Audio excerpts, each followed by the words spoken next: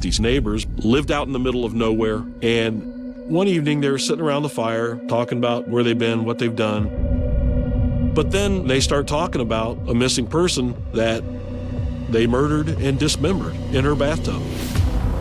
A dismemberment death is just horrific, incredibly brutal and barbaric. There had been some building tension between her and them. We end up finding out that name is apparently a name that she uses as an alias. She would write bad checks.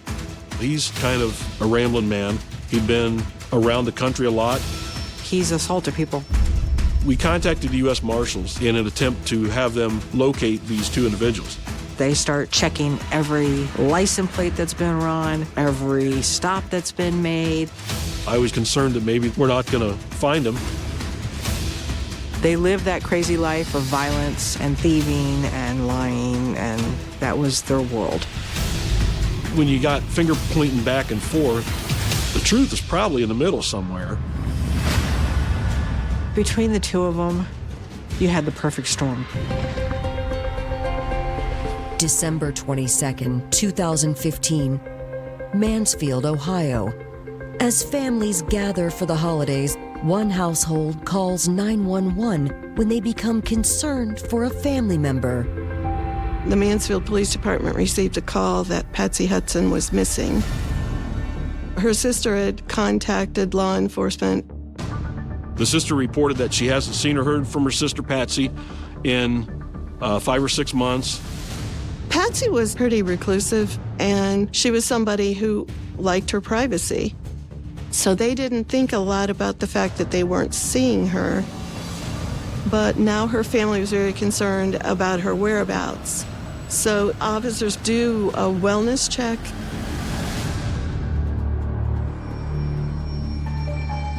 Her house, when you approached it, you could see there was a pile of newspapers by the front door. The mailbox was full. The yard, the grass was fairly tall. It was clear that someone had not been in the home for a substantial period of time, but her motor vehicle was still in the driveway. Police knocked on the door, and nobody was there or didn't answer the door at the time. But the window was unlocked. They got into the house through the window, checked around the house. There was nothing alarming that would make you think that something happened there. The TV was still on. Her phone was there, but she wasn't there. Just like she walked out the door and didn't come back. There was plenty of evidence of cats, both in her garage and on her back porch and in the house, but never any cats in sight, which was odd. So then obviously after that, you're going to check with friends and family. The sister lives, as a crow flies, really about a mile away. And that's where we talked to the sister and the son. So I asked her, well, you live a mile away from your sister and you haven't seen her or talked to her in 6 months? Isn't that kind of strange? And she explained that Patsy was kind of a loner. And if she didn't want to talk to you, she didn't talk to you. Patsy's son was an over-the-road trucker and had stopped in to check on her from time to time. And the last time that he recalled seeing her was in July of 2015. He initially told us that, he didn't talk to his mom much. If she was in a bad mood or she was involved in something inside her house, she oftentimes wouldn't answer the door when her son came by. But he became concerned when his aunt started calling, saying she had not heard from her and something had to be going on. Once they realized she's not getting back in contact with them, that was when the alarms and the flags started flying. We were wondering if maybe she just went somewhere on vacation, left, didn't want to be seen. But the family told us that, this is not the normal for her. She doesn't go places. She didn't have a lot of friends. She didn't go out and socialize. The family had no suggestions where she might have gone. So whenever we look at any type of missing report, we go to the back history. Investigators learned that 62-year-old Patsy Hudson was born and raised in Ohio. She was from Mansfield. Patsy was well-liked by everybody. Very well-liked. As a young woman, Patsy got married and gave birth to her son, Lonnie. We learned the person that she was originally married to had died and that she was remarried at one point and they divorced.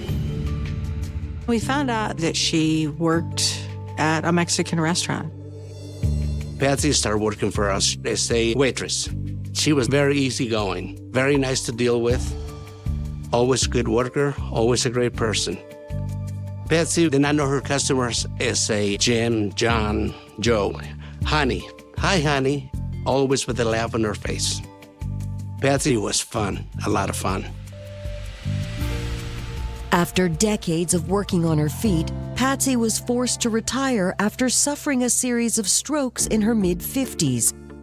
She was on Social Security. She had a direct deposit Social Security into her account. That's what she was living off of. She was kind of a hermit. Patsy was not the people that goes out and socialize a lot. She kept herself by herself. A couple of times came to the restaurant to have a drink, but that was about it. To occupy her time, Patsy began caring for dozens of local cats. Patsy had a lot of cats, and she was very devoted to her cats. She had both indoor and outdoor cats and would feed them regularly. She was somebody that got along with everybody, didn't bother people, and there was no reason to suspect that anybody in her world, her family or friends, would have harmed her in any way. But now, no one has heard from Patsy in months, and her family has no clue where she could be. So one of the first things you check is if she may have been transported to the local hospital. But we couldn't find anything, like she was not at a hospital. When detectives look Patsy up in their records, they discover she filed a police report against her neighbor, Walter Renz, 6 months prior on July 4th, 2015. She reported that she believed that her neighbor was poisoning her cats. So she had it scheduled to go see a vet, but she didn't show up for the appointment there. Initially, when the report was made about the poisoning of the cats, no one thought a lot about it.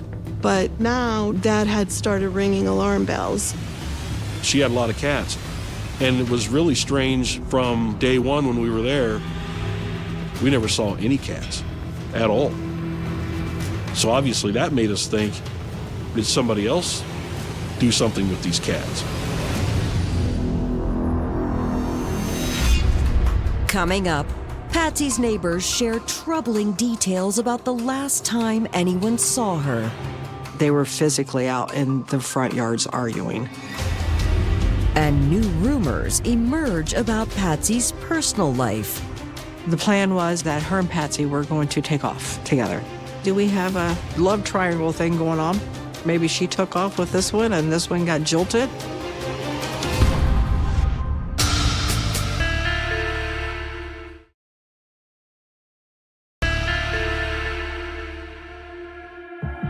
Detectives in Mansfield, Ohio are searching for 62-year-old retiree Patsy Hudson, who hasn't been seen in 6 months. They learned Patsy had called police about her next-door neighbor, 53-year-old Walter Renz, shortly before vanishing in July 2015.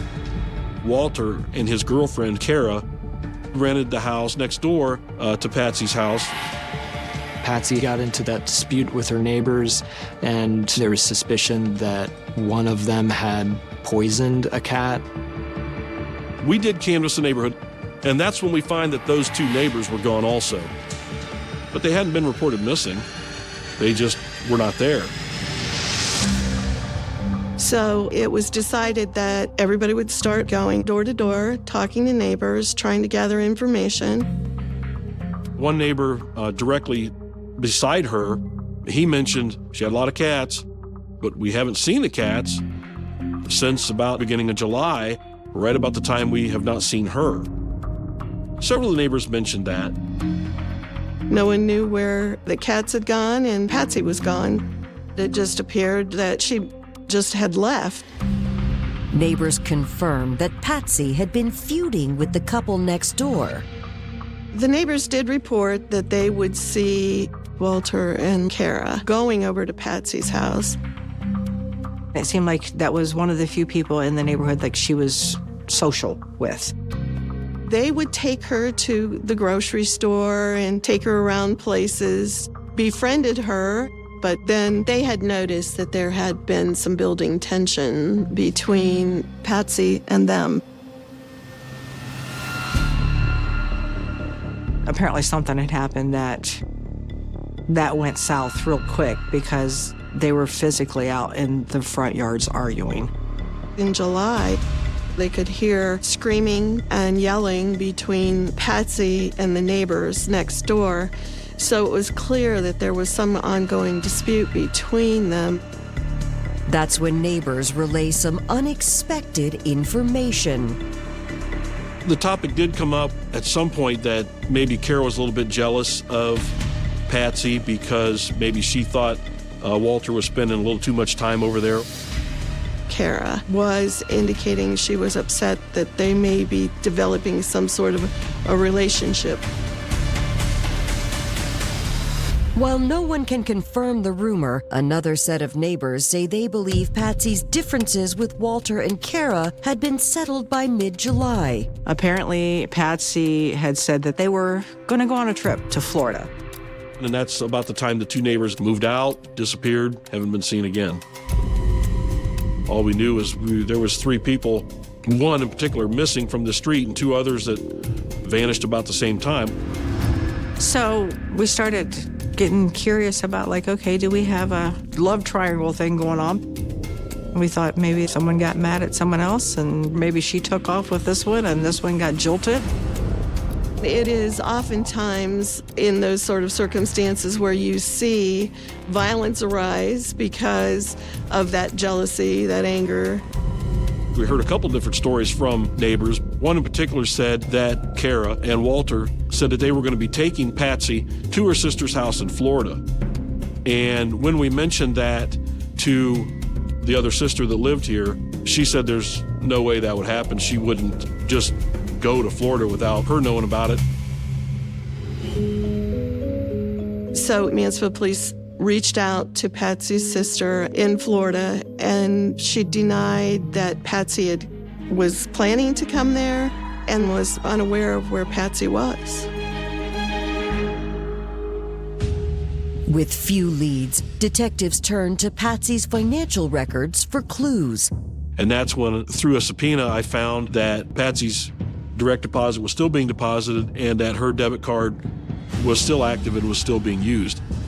The feeling was, hopefully, if she's alive and well, we're going to find her. So we have a wonderful tech lady, and she actually sets a map up for us, and we start plotting every spot where these are being used. And we see that it's being used in other states. This was going from, Midwest in the area of like Kansas, start going down into the areas of like Mississippi, West Virginia, Tennessee. So then we thought maybe they changed their mind. Maybe they didn't go to Florida. Maybe they went on a trip. But when you talk to the family, is there any reason why Patsy would be in Montana or in Texas or in Arkansas and all the places in between? And we were told no, she wouldn't know anybody there. She wouldn't have any reason to be there. Patsy wouldn't do this. This is not Patsy. So now the search is on to find these neighbors.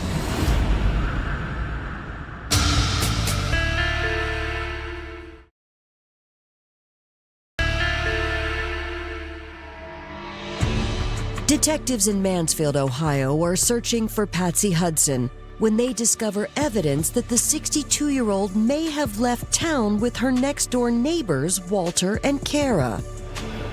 We didn't know if they had anything really to do with her disappearance, but we wanted to talk to him simply to ask, where did your neighbor go? She left the same time you left. What do you know about that? So I found that the house next door to Patsy's house was a rental, and I found the gentleman that owned it, and I went to talk to him. He said his cousin, Walter, showed up into town, wanted to move in, get a job, settle down. So he rented the house to Walter and his girlfriend, Kara. According to his cousin, 53-year-old Walter Renz was born and raised in Ohio. Walter grew up in a very crazy family relationship. He was known to people to be in trouble a lot and had a very troubled childhood. As an adult, his cousin says Walter was a bit of a drifter. Walter's kind of a rambling man also. He'd been around the country a lot, done a lot of different things. He said, well, you know, he's assaulted people and stuff before, but he was never convicted. He was never sent to prison for any of that. His cousin really couldn't give us any idea where to look for him because he's just out in the wind. Detectives learned that Walter had begun a relationship with Kara in 2013, and the couple had recently settled in Mansfield. We found that they had moved in April-ish and just walked away and left end of July. So he gives us permission to search the house without receiving a search warrant. So we start seeing if there's anything out of place, if there's blood, if there's any signs that something foul has happened. But we found things how they should be. There was still mail here that they left when they disappeared. We took it from the house simply because there really wasn't anything else to take.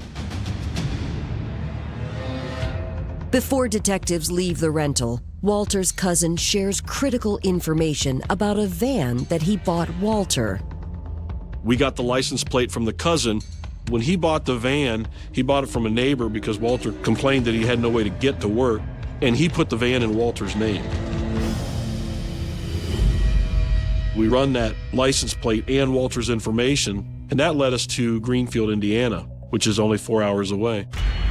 Records show Walter's van had been stopped on October 29, 2015.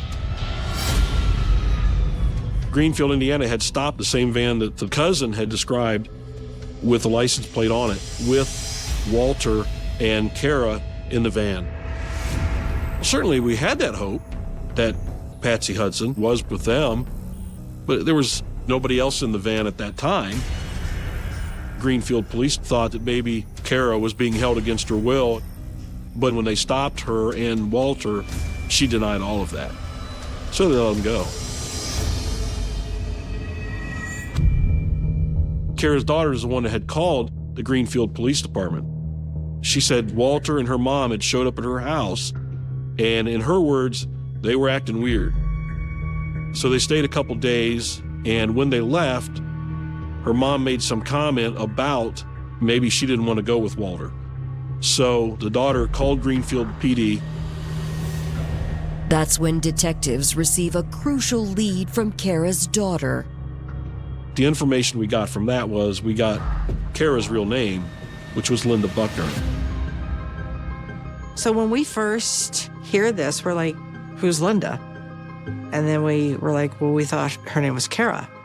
And we end up finding out that Kara is apparently a name that she uses as an alias. After learning Linda had been using an alias, detectives are eager to learn more about her from her daughter. Linda and I were both adopted. We grew up in Pekin, Indiana. She loved animals. That was like her big thing. Linda loved animals. Growing up, Linda was very hyper. She was like a wild child. She used to sneak out the bedroom window when she was very young. She didn't like school very much, and she finished high school. After dropping out of high school, Linda fell in love. Linda got married really young. She had met this guy that was a mechanic, and she married him. But the marriage ended in divorce. Over the next decade, Linda had 3 children, but her relationships never lasted. She had a lot of boyfriends, but it never worked out very well for her. Linda would do anything she could to make sure that her kids were taken care of. Her jobs were like restaurant waitress, stuff like that. She never really got into any kind of office or anything because she didn't finish school. And then Linda got in trouble, but her trouble was more mischievous trouble. Like she would, write bad checks.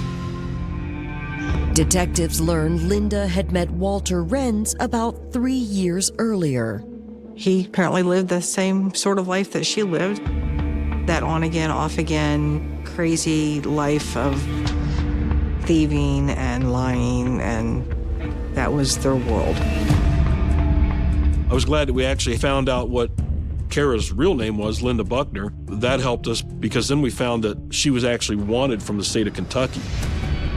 The warrant she had at the time was a parole violation warrant, but I think the initial charge was something to the effect of credit card fraud. So that explained why she'd been lying about her name.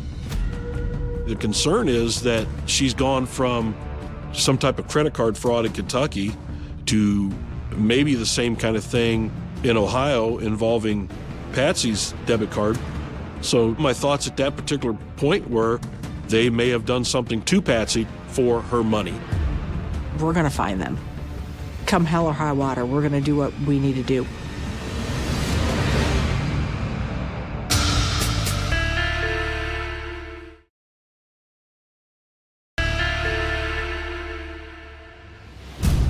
Mansfield detectives are searching for Walter Renz and Linda Buckner in connection with the disappearance of Patsy Hudson.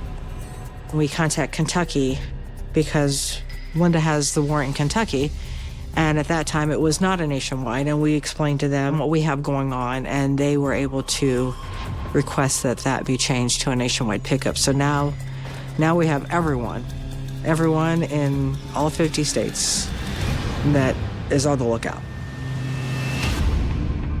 As detectives wait for a lead, they begin sifting through the mail recovered from Walter's home. There was a bank statement from the credit union from Walter's account in the mail that we collected from the house after they left. But when I found that, I then subpoenaed his records. The shocking part about that was when you look at the date and time that his card was used, Patsy's was used at the same date and time. So what we did was we got a map of the United States and we started using colored pins on the map. So we'd pin dates and times when Walter's card was used and when Patsy's card was used. And the pins with Walter and Patsy's cards matched clear to Montana, clear to Texas, and everywhere in between. They're being used in the same area, in the same spots, in the same towns.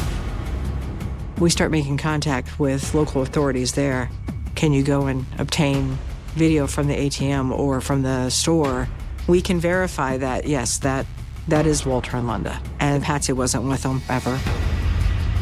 We were positive at this point that they had done something to her, that, most likely they had killed her. Obviously, we wanted to find Walter and Linda, so we contacted the U.S. Marshals in an attempt to have them locate these two individuals. They start checking every license plate that's been run, every stop that's been made, every call that's come in involving anything remotely close to the vehicle that they were possibly in. I was certainly concerned that maybe we're not going to find them.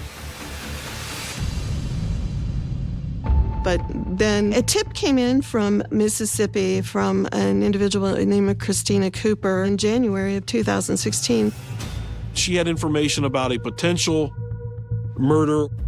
She tells us that she lives in a trailer park, and the people that we're looking for were her next door neighbors. She mentioned that one evening they were sitting around the fire, drinking beer, talking about, where they've been, what they've done. But then the neighbors start talking about a missing person from Mansfield, Ohio, that they murdered and dismembered in her bathtub. A dismemberment death is just horrific. It would be just incredibly messy, incredibly brutal, and, barbaric. So Christina, when she was given this story, she says that they used some type of hunting knife to cut her up. And she was like, wouldn't there be a lot of blood? Like, what happened? And then he proceeded to say that they ran the water for days on end. And so in contacting our water department, they confirmed there was about a 3-day window in the beginning of July where Patsy's water usage was completely through the roof. Water was being ran nonstop, which coincides with what Christina was saying. And before I hung up with her, she said, well, something kind of strange. They left out of here pretty quick in a Jeep they stole. So she gave me a good description of the Jeep. And they'd spray painted it black and kind of which direction they were headed. So at that time, we contacted the marshals and said, here's a vehicle, a direction, and here's where they left from and when. Linda's daughter in Indiana had told us they like to frequent state parks because they can stay really cheap. They like to tent camp. And we said to the marshals, if there are state parks, you might want to kind of look at those because that's where they like to frequent.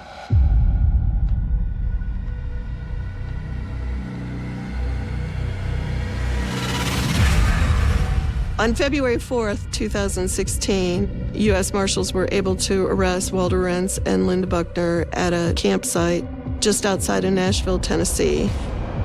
They went calmly and they were taken into custody.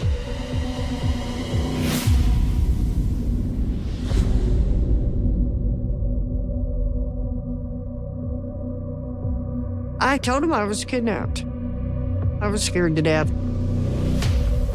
I know it sounds crazy, but it's the truth.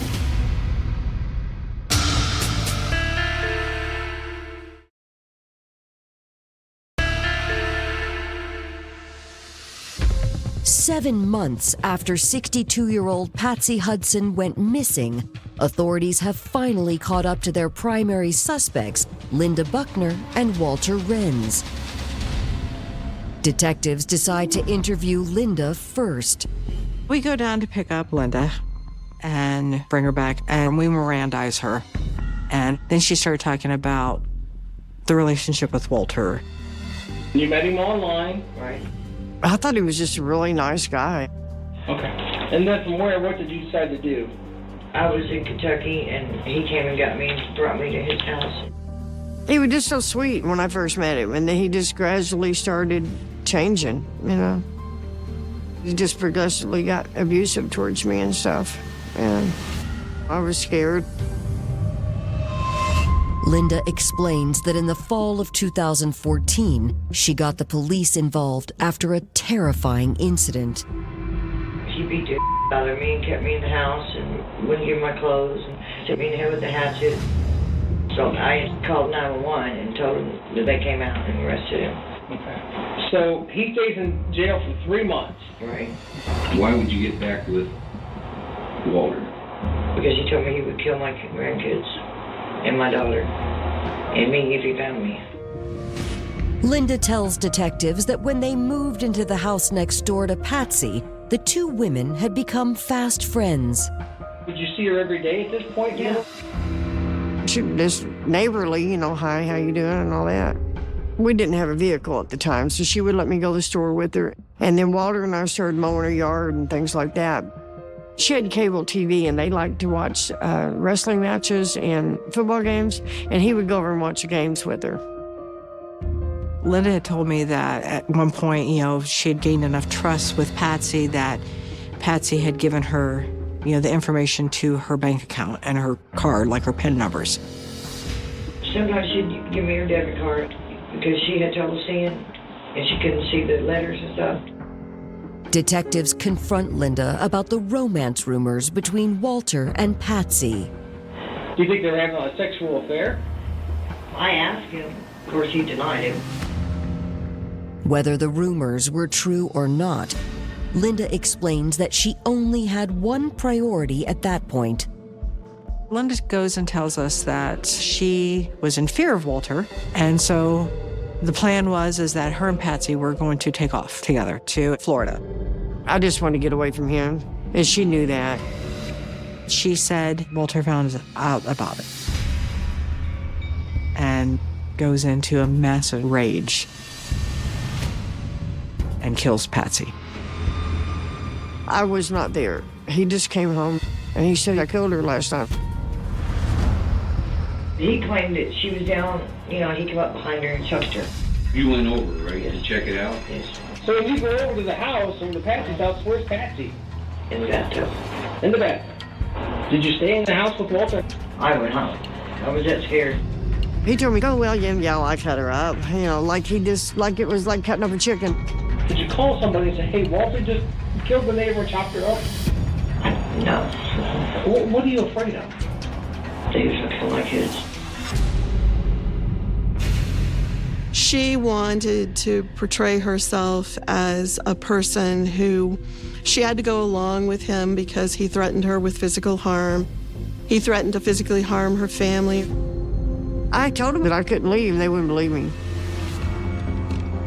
Detectives point out that when officers stopped their van in Greenfield, Indiana, Linda denied being in danger. I lied to the police. I didn't know what to do, I was too scared. I know it sounds nutty, but I was just that scared, With the witness, Miss Cooper, the woman who called in the tip, there is nothing from her observations of them that indicated that Linda was not free to come and go as she wanted. I think all of it was very much a ruse. Patsy's been dumped somewhere. We don't know where, but they killed her and we have to find a body now. I did not know where she was at. I did not know where her remains was at. If I knew, I would have told her.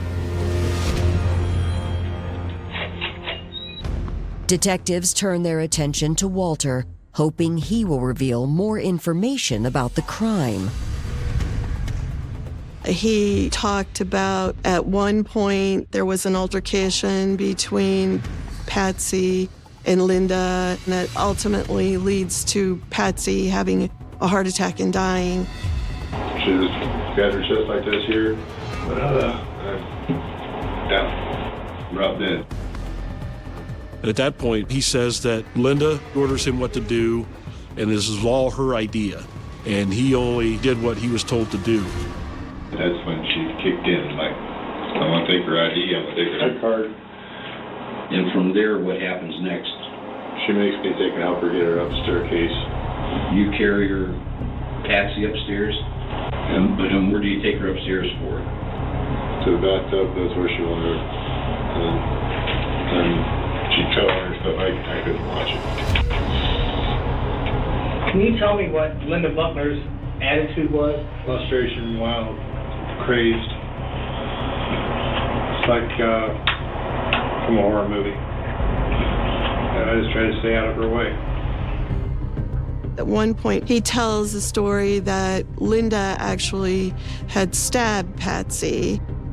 He tells all sorts of things, but regardless of whatever version of events it was he told, she was the one that did it.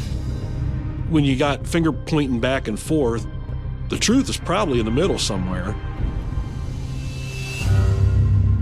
He also then reveals that he would be willing to take them and show them where he remembers disposing of parts of Patsy's body.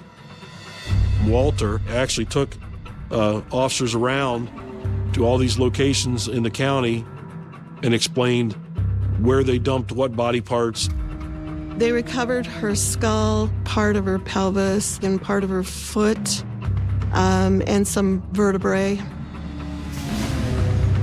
It's grisly, it's brutal. They dismembered her and scattered her around rural parts of the county. With Linda and Walter telling different stories, Patsy's cause of death remains a mystery. there was not a lot left. Most of it was just skeletal. So you can't do a normal autopsy and say they were strangled, shot, or stabbed. As to what happened to Patsy's beloved cats, luckily that mystery is eventually solved. We were contacted by a female. She came forward when the story kind of broke in the news. On July 10th, 2015, on one of the back roads here in Richland County, she had seen this man. She described him as a creepy man in a blue van, tossing something along the road there, along the riverbank. She and a friend went back, and they discovered approximately 20 cats, some with collars, all around that area. She couldn't catch all of them, but the ones that were there, she did take them in. She later identified Walter out of a lineup as the gentleman she saw dumping the cats on that road. I think that this shows some pretty serious planning going into this type of an event. Enough forethought that we have to get rid of the cats. We have to just make it look like she just left. In this particular case, there was a lot of circumstantial evidence, not a lot of direct evidence. So there's a lot of work to do between then and the trial date, because it only takes one juror to say, I don't think they proved this. Coming up, the accused continue to point the finger of blame at one another. I seated with Linda three or four different times. We argued for almost 2 hours. Well, why didn't you call 911, Walter? I didn't kill her. I just hope one day I can prove my innocence.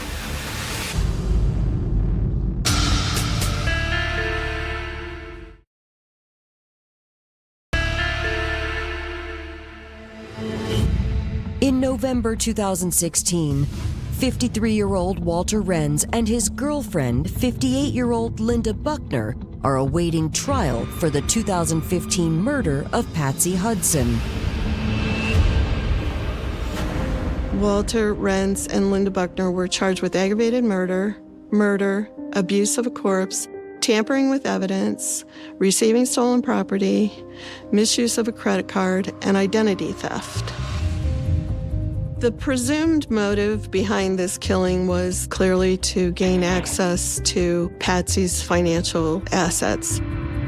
Both Walter and Linda were not actively employed. They were living off of relatives. And Patsy had an income, her Social Security, that was paid to her each month.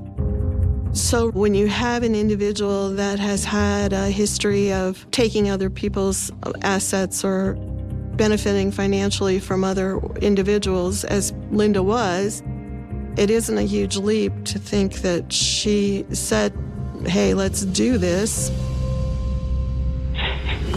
Linda was the type of person that knew the ins and outs of how to deal with the banking system and how to obtain information. And so she definitely was more of the schemer and the planner. Walter just kind of appeared to be not real sure he could get along in life without having someone to help him. And I don't think by herself Linda was physically big enough to commit this crime. Once they came together, that was just like the perfect storm. And I think they would have continued to do it as long as they could have. They would have found another victim. They would have found another Patsy. On November 29, 2016, Linda takes the stand in her own defense and shifts the blame to Walter. I didn't kill her. I thought he was going to kill me. I really thought he was going to kill me. When Linda testifies at trial, she again offers complete inconsistent sorts of statements.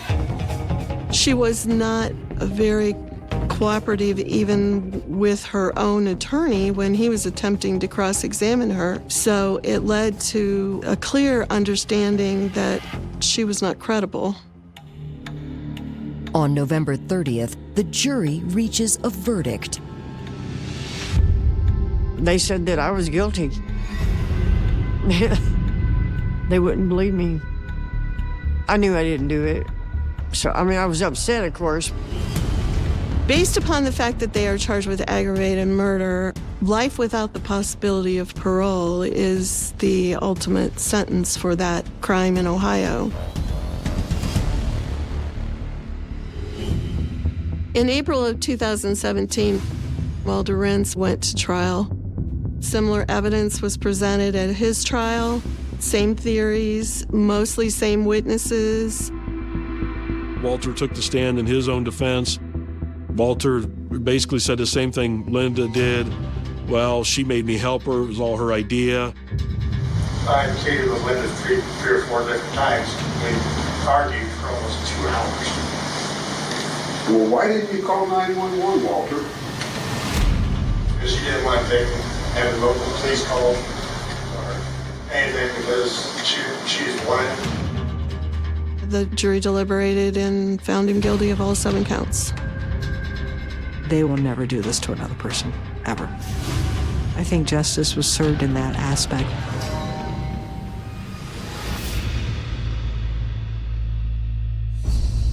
She didn't deserve that. She didn't deserve it. You know, he just wanted me for himself, and he didn't want me around nobody. It's been over 10 years, and here, I just hope one day I can prove my innocence.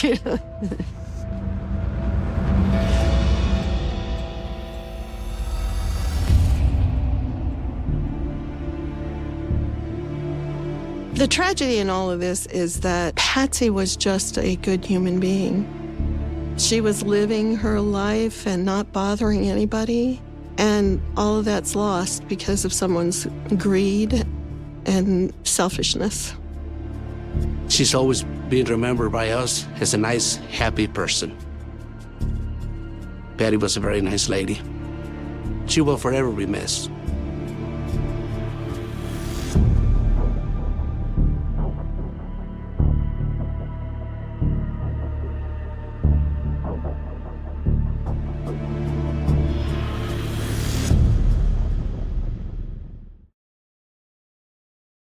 The house was quiet. Too quiet. On the morning of March 1, 1992, a daughter walked toward a home on Gaines Street in San Diego, California, carrying a feeling she could not explain. A feeling that something was wrong. The phone calls had stopped. The familiar voice she expected to hear was gone. Inside that small house lived Angela Kleinsorge, an 84-year-old woman who had built a life defined by resilience, independence, and dignity. She was not someone people expected to become the center of a murder investigation. She was not someone surrounded by danger. She was a grandmother.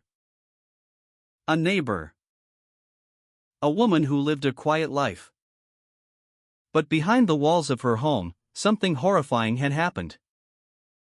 And for more than 2 decades, the person responsible would remain hidden in plain sight.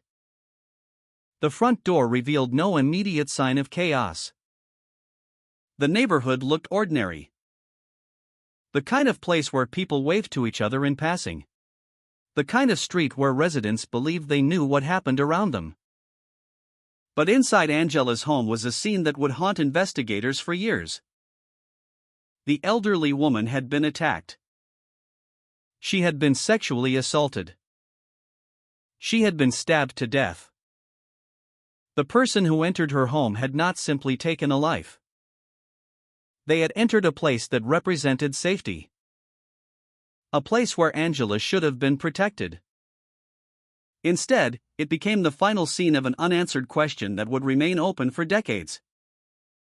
The last confirmed moment Angela Kleinsorge was alive came one day earlier.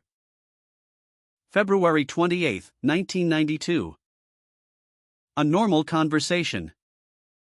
A simple phone call with her daughter. Nothing about that moment suggested that it would become the final chapter of Angela's life. No warning. No desperate message. No indication that someone was watching. But somewhere during that night, a stranger entered her home. Investigators later determined that the suspect likely gained access through a window. A silent entrance. A hidden movement. A crime committed inside a place where Angela should have felt completely secure. The first question investigators faced was the question that defines every murder case. Who? Who would target an 84-year-old woman? Who would enter her home?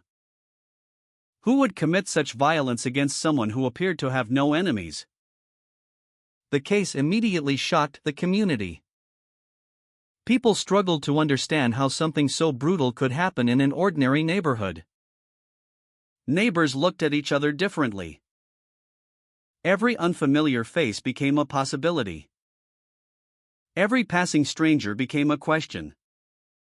Because the terrifying reality was simple. The killer had been close enough to reach Angela. Close enough to enter her home. And then disappear.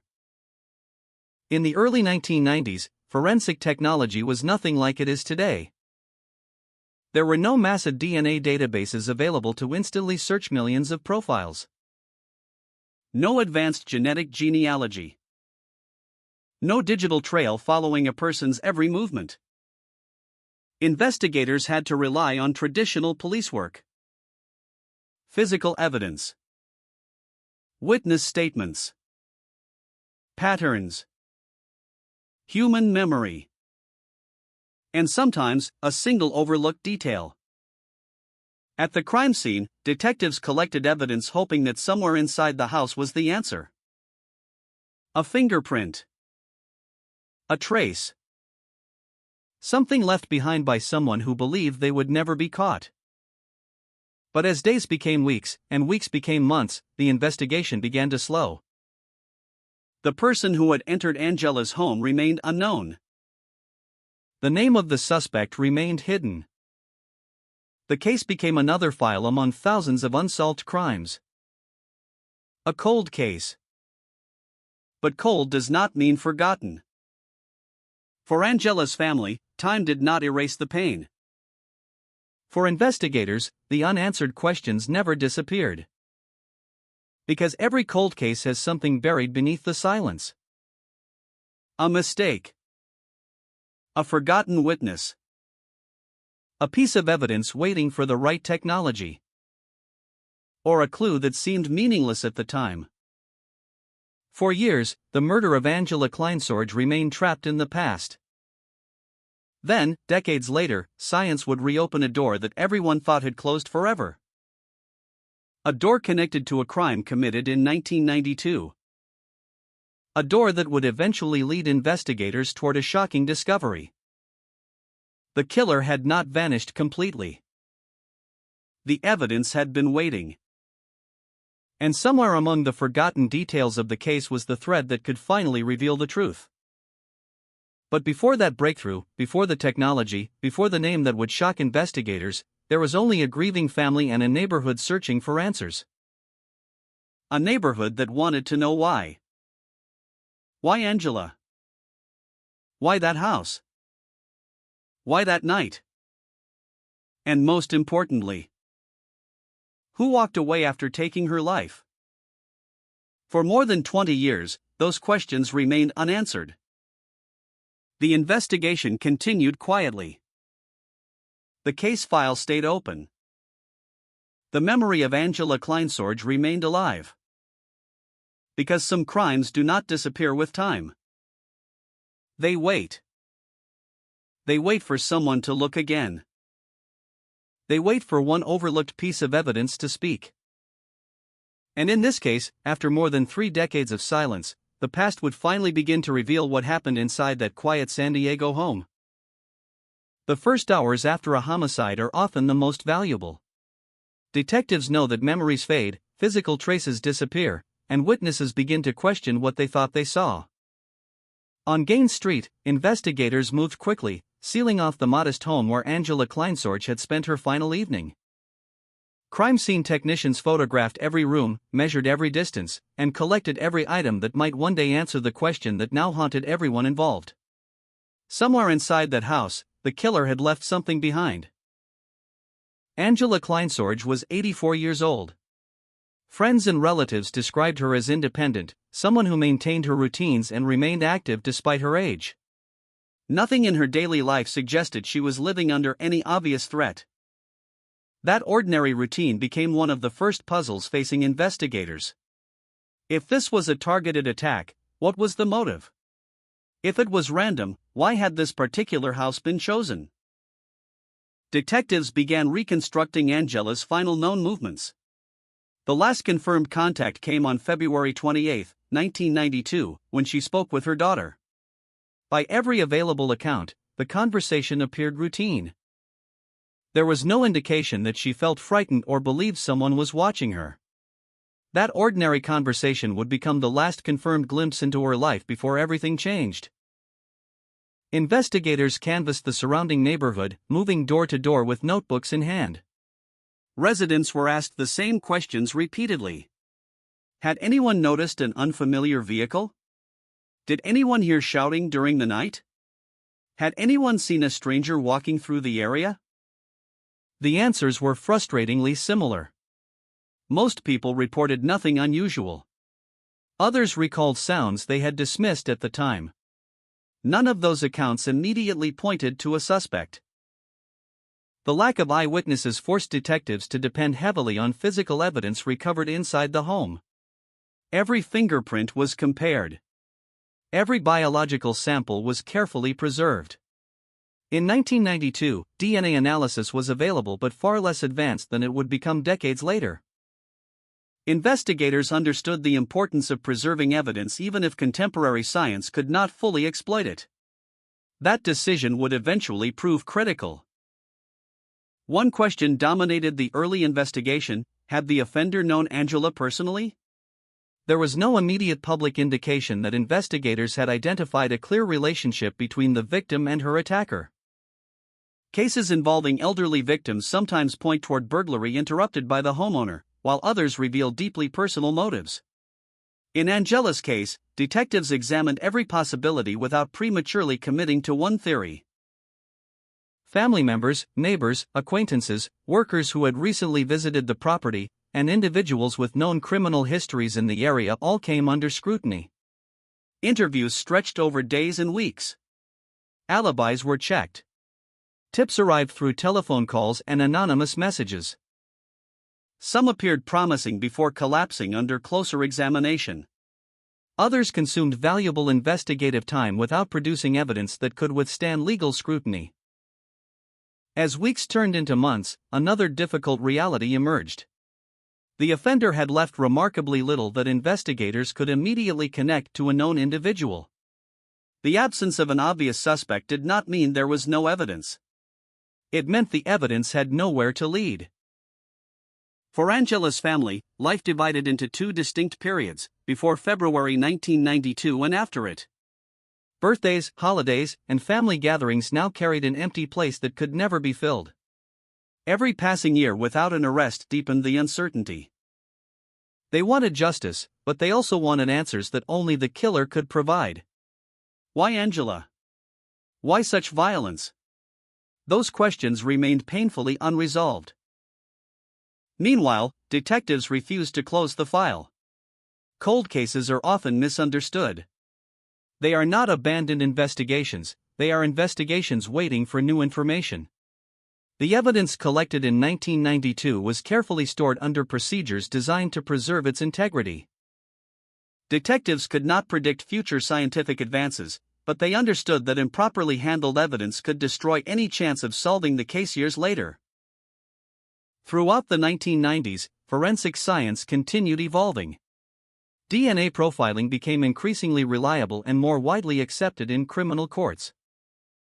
National databases expanded, allowing biological evidence from unsolved crimes to be compared against convicted offenders and, in some circumstances, newly collected samples. Across the United States, investigators began reopening cases once considered unsolvable. Angela Kleinsorge's murder remained among those waiting for another opportunity. Every few years, detectives reviewed the file again. Fresh investigators examined the photographs, interview notes, laboratory reports, and evidence logs with new eyes. Sometimes a new detective notices something overlooked by predecessors. Sometimes advances in technology transform insignificant traces into compelling evidence. Most reviews produced no breakthrough, but they ensured the investigation never truly disappeared. The years continued to pass. Neighborhoods changed.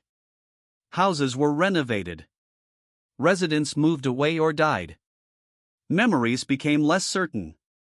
Witnesses who once confidently recalled details now struggled to remember exact dates or times. Time, which occasionally helps investigators, more often works against them. Yet one advantage remained beyond the reach of the killer: biological evidence does not forget. Unlike eyewitness memory, DNA remains the same throughout a person's life. As laboratory techniques improved, samples once considered too small or too degraded could sometimes yield usable genetic profiles. Across the country, cold case units began submitting decades-old evidence for re-examination, hoping modern science could recover information unavailable to earlier investigators. Angela's case would eventually receive that opportunity. The evidence preserved since 1992 was examined again using technologies that did not exist when the murder occurred. Detectives were no longer relying solely on witness recollections or conventional investigative methods. They now had tools capable of extracting new information from old evidence. Even so, a DNA profile alone does not automatically solve a murder. Investigators still need a name. If the individual is absent from law enforcement databases, the profile may simply remain an anonymous genetic signature with no obvious owner. That limitation frustrated countless cold case investigators during the early years of forensic DNA. But science was continuing to advance. By the 2010s, another investigative approach had begun changing the landscape of unsolved homicides. Genetic genealogy, used in carefully selected cases and subject to legal and ethical safeguards, offered investigators a way to generate new leads by comparing crime scene DNA with voluntarily submitted genealogical data where permitted. It was not magic, nor was it instant. Building family trees, verifying relationships, and eliminating innocent relatives often required months of meticulous work. For detectives reviewing Angela Kleinsorge's case, those developments represented something they had not possessed in 1992. Hope. Not certainty. Not an arrest. But the first realistic possibility in decades that the person responsible might finally have a name. At exactly 2:17 a.m., the phone inside the sheriff's dispatch center rang. No one spoke. Only breathing. Slow. Uneven. Then. A whisper. The code is still there. The line went dead. For most dispatchers, anonymous calls were routine. Drunken pranks. False alarms. Mistaken addresses. This one was different. The voice sounded old. Not frightened. Not hurried. It sounded guilty. 27 minutes later, Deputy Nathan Cole parked beside an abandoned farmhouse nearly 12 miles outside the town of Black Hollow. The property had been empty for decades. Windows shattered. Roof collapsing. Nature reclaiming every inch of wood and brick. The only fresh marks were tire tracks leading toward the barn. Cole called for backup before stepping inside. His flashlight swept across broken farming equipment, rusted chains, piles of rotten hay. Nothing. Then he noticed it. A coat. Dark brown. Covered in dust. Hanging neatly from a single iron hook as if someone had placed it there yesterday. Everything else had surrendered to time. The coat hadn't. Cole approached slowly. Inside one pocket rested an old brass key. Inside another. A faded photograph. 3 teenagers smiling beside a lake. On the back, written in blue ink. Summer never tells the truth. No names. No date. Just those 5 words. The coat was collected as evidence despite there being no obvious crime connected to it. It should have become another forgotten item inside the county evidence warehouse. Instead, it reopened the darkest mystery Black Hollow had ever known. 33 years earlier, the town had celebrated Founders Day. Music echoed through Main Street. Children chased balloons. Food vendors lined every corner. Nobody noticed when 17-year-old Emily Carter disappeared. Her bicycle remained outside the public library. Her backpack was found beneath an oak tree. Her shoes were discovered 2 days later floating in Miller Creek. No body. No witnesses. No ransom. No explanation. The newspapers called it the Black Hollow vanishing. The state police called it Missing Juvenile Case 87-114. The townspeople called it something else. The curse. Because Emily wasn't the first. 6 years before her disappearance, another teenager had vanished while walking home from a school football game. 4 years later, a young mechanic disappeared after closing his garage. 2 years after that, a waitress left work during a rainstorm and was never seen again.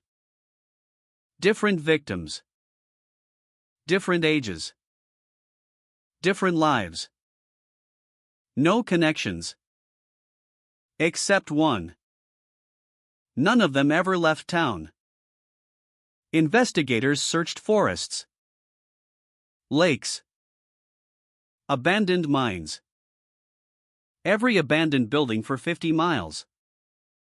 Nothing. The missing simply stopped existing. Families waited. Birthdays came and went.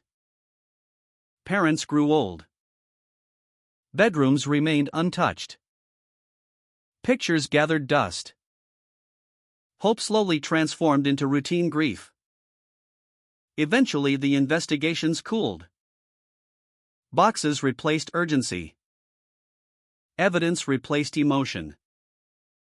Files were stacked inside storage rooms where fluorescent lights hummed above forgotten tragedies. Years became decades.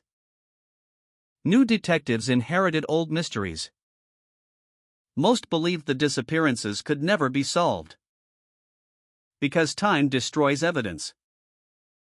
Witnesses die. Memories decay. Killers learn silence. Then, someone made that phone call. The code is still there. Detective Olivia Mercer had spent nearly 20 years working homicide. She had learned one lesson better than any academy could teach. People lie. Evidence doesn't. When the code arrived at the crime laboratory, every inch was photographed before technicians carefully began examining it. Age had preserved more than expected.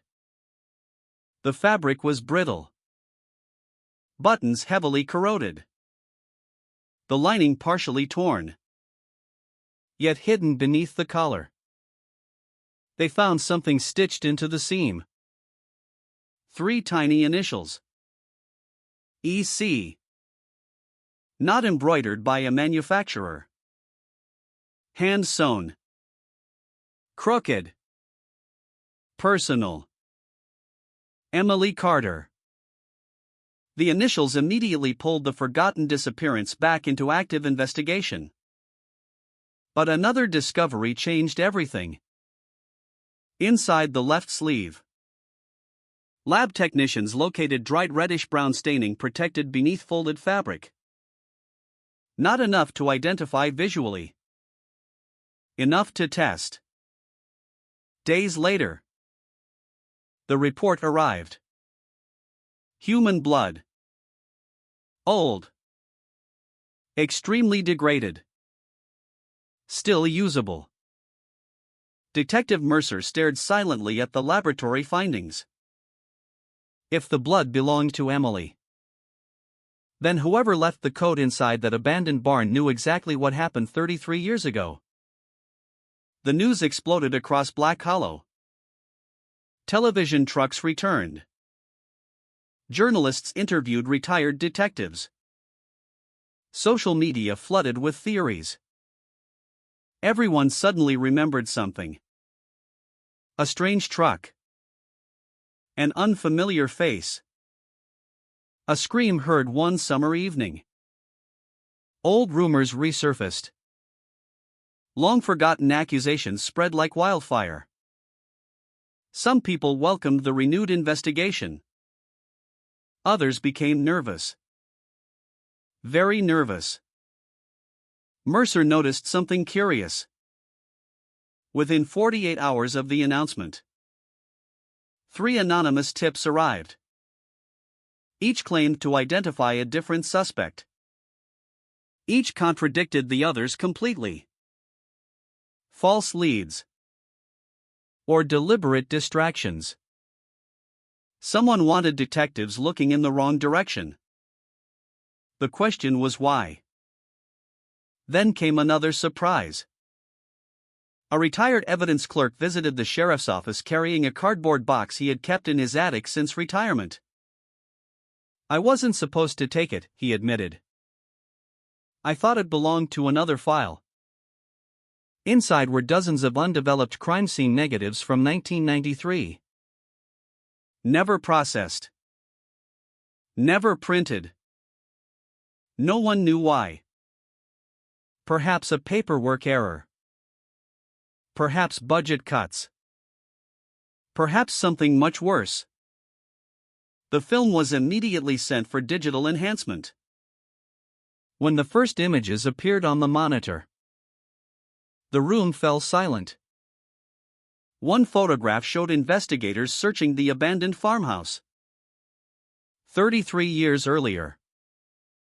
The same farmhouse where the coat had just been discovered. Detective Mercer frowned. Official records claimed that property had never been searched during Emily Carter's disappearance. Yet there it was. Photographic proof. Police had been inside. They simply never documented it. Or someone removed the documentation. Mercer enlarged the image. Most officers were facing away from the camera. One wasn't. A man stood near the barn entrance. Civilian clothing. Hands inside his pockets. Watching. Not helping. Not speaking. Just watching. No one recognized him. The photograph contained no caption. No name. No explanation. Only one detail stood out. He was wearing a dark brown coat. Exactly like the one hanging inside the abandoned barn for 33 years. And as Detective Mercer leaned closer to the screen, she noticed something almost invisible near the man's right sleeve. A tear. Small. Jagged. In precisely the same location where technicians had recovered the blood. At that moment, the forgotten coat stopped being an old piece of clothing. It became a message. Someone had preserved it. Hidden it. Waited decades. Not to destroy the truth, but to make sure the truth would eventually be found. And somewhere in Black Hollow, a man who had spent 33 years believing the past was buried forever suddenly realized that someone had just dug it back up.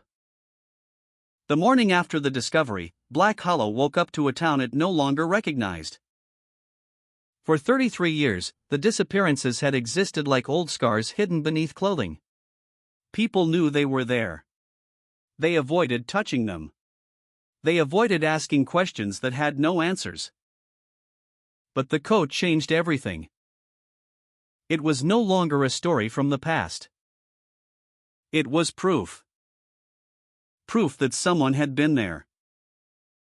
Proof that someone had carried a secret through decades of silence. And perhaps most terrifying of all, proof that the person responsible might still be alive. Detective Olivia Mercer arrived at the sheriff's office before sunrise. She had barely slept. The photograph from the old evidence box remained open on her desk. The unknown man standing near the farmhouse. The torn sleeve. The coat. 3 pieces of a puzzle separated by time, but connected by something darker. Her first priority was identifying the man in the photograph. The problem was simple. The photograph was 33 years old.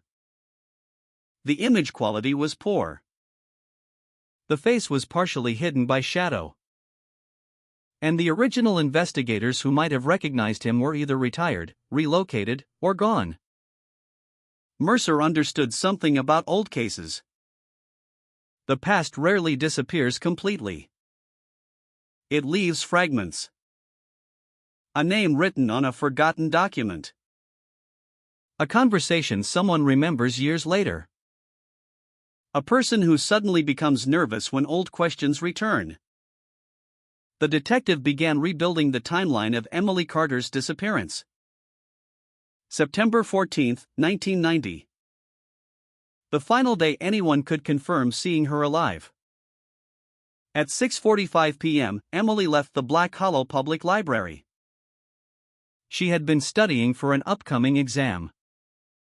Friends remembered her as quiet but determined.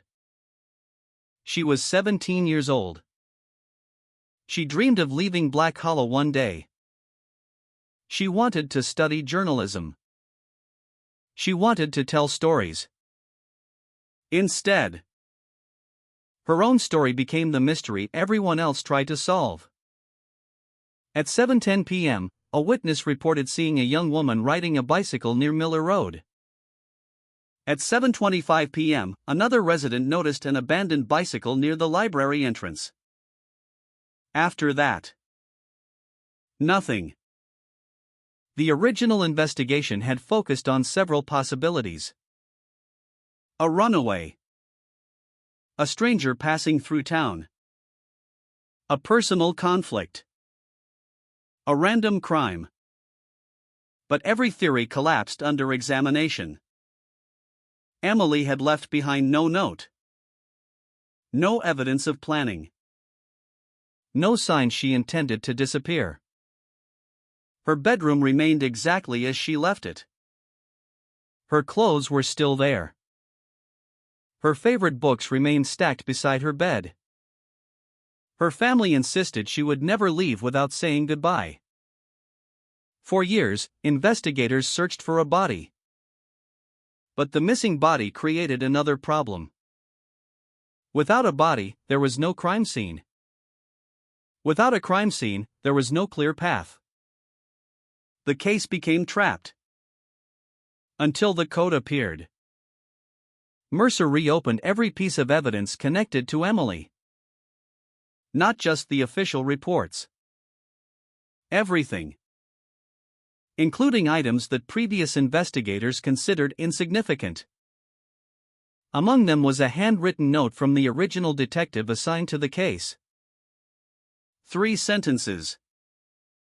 Almost forgotten. Possible witness near farmhouse. Male. Approximately 40 years old. Refused interview. Mercer stopped. She read the line again.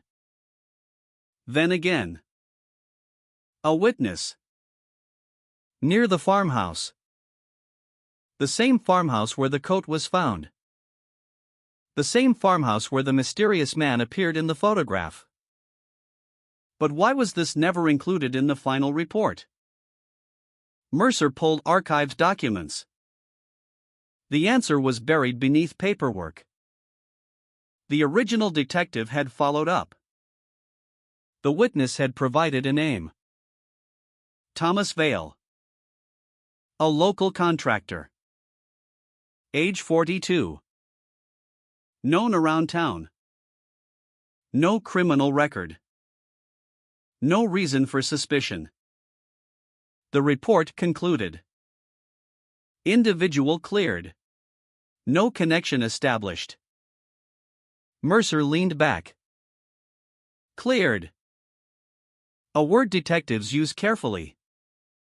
It means someone was investigated. It does not always mean someone was innocent.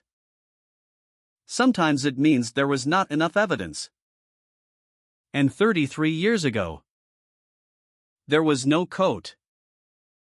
No DNA testing. No photograph proving someone had been at the farmhouse. Technology had changed.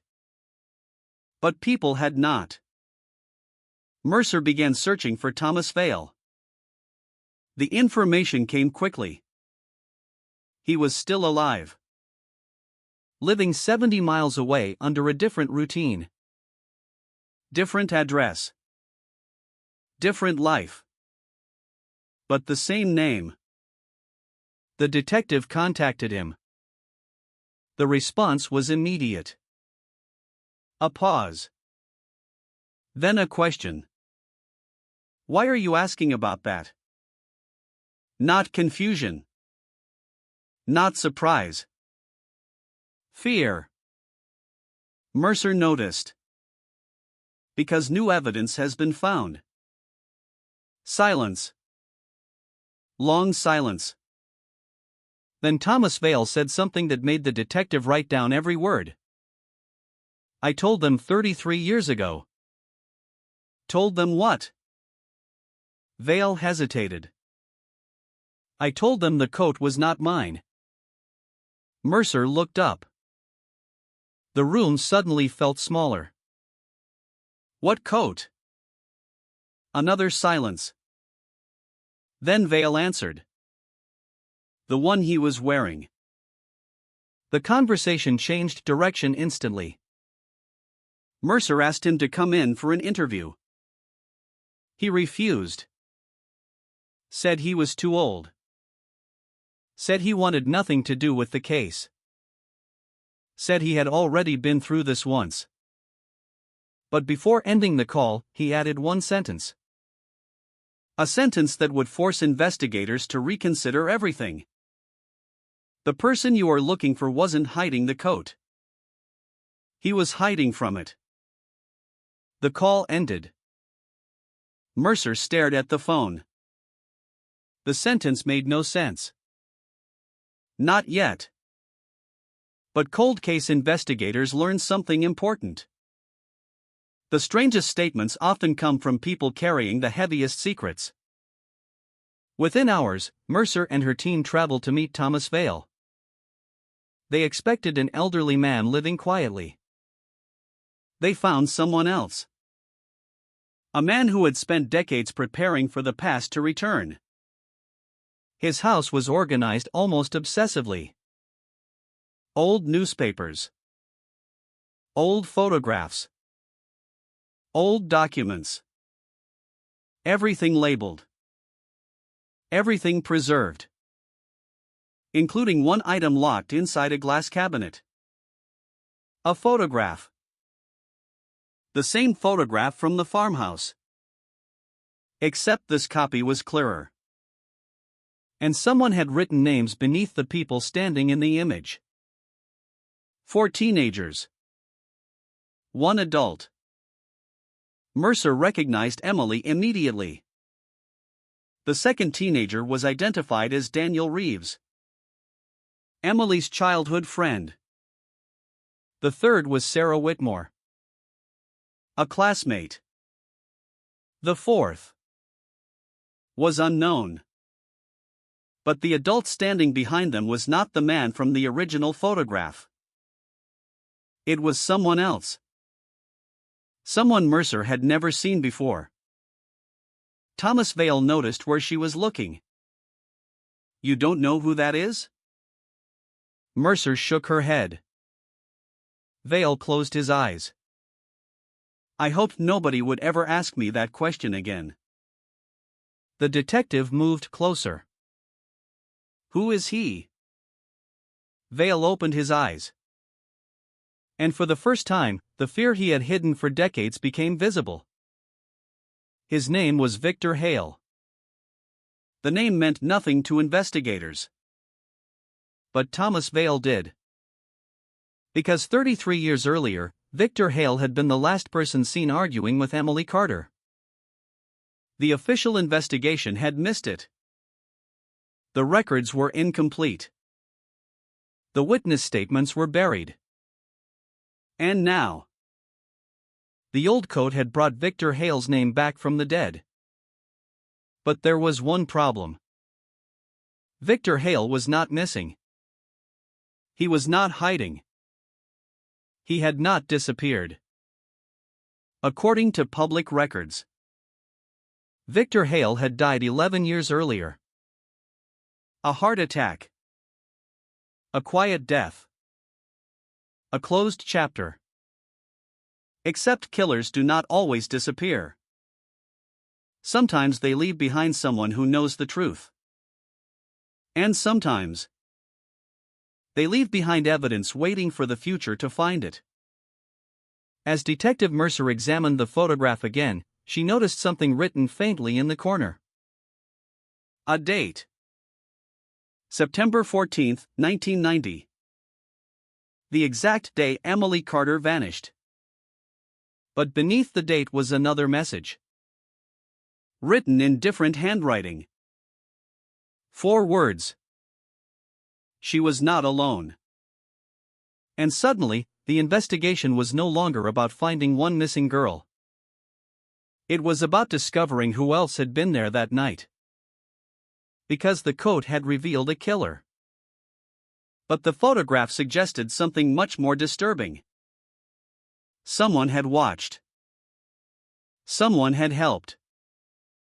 And someone had spent 33 years making sure the truth stayed buried. The name Victor Hale changed the entire direction of the investigation. For 33 years, the disappearance of Emily Carter had been treated as a mystery without a face. Now, for the first time, investigators had a person connected to the final hours of her life. A man who had been erased from the original investigation. A man whose name appeared in forgotten records. A man who was dead before anyone could confront him. But Detective Olivia Mercer knew something that experience had taught her. A dead suspect does not mean a dead investigation. Sometimes the truth survives the person who tried to hide it. The first thing Mercer needed was information about Victor Hale. Who was he? What was his connection to Black Hollow? And why had his name disappeared from the official case files? The search began with old records. Employment files. Property documents. School archives. Anything that could reveal the life of a man who had become a ghost. Victor Hale had arrived in Black Hollow in 1985. At the time, he was 37 years old. A skilled carpenter. Quiet. Reliable. The kind of person neighbors described with one word. Normal. And that was exactly what bothered Mercer. The most dangerous people were not always obvious. They were not always strangers hiding in shadows. Sometimes they were the people everyone trusted. Victor Hale had built houses across the county. He repaired barns. Fixed fences. Helped neighbors after storms. He volunteered at community events. He smiled in photographs. He shook hands. He belonged. But beneath that image was another story.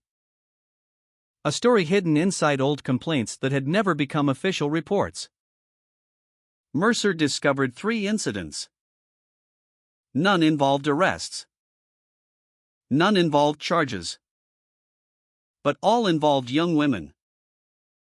In 1987, a 16-year-old girl reported that Hale followed her home after a school event. She later withdrew the complaint. In 1989, another teenager claimed Hale entered private property without permission. No charges were filed. And in 1990, 3 months before Emily disappeared, a teacher reported concerns about Hale spending time around students during a community project. The report was dismissed as suspicion without evidence. At the time, no one connected these incidents, because nothing connected them. Not until now. Mercer printed every document and placed them across her desk.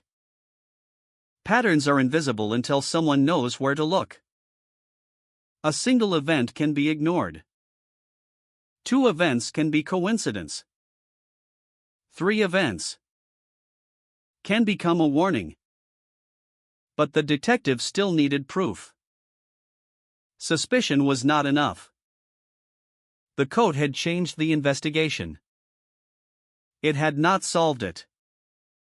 The DNA results from the old blood sample were still being processed. Until then, every theory remained only a theory. Meanwhile, investigators returned to the abandoned farmhouse, the place where the code had waited for 33 years. The property looked different under modern investigation. The same broken walls, the same collapsed barn.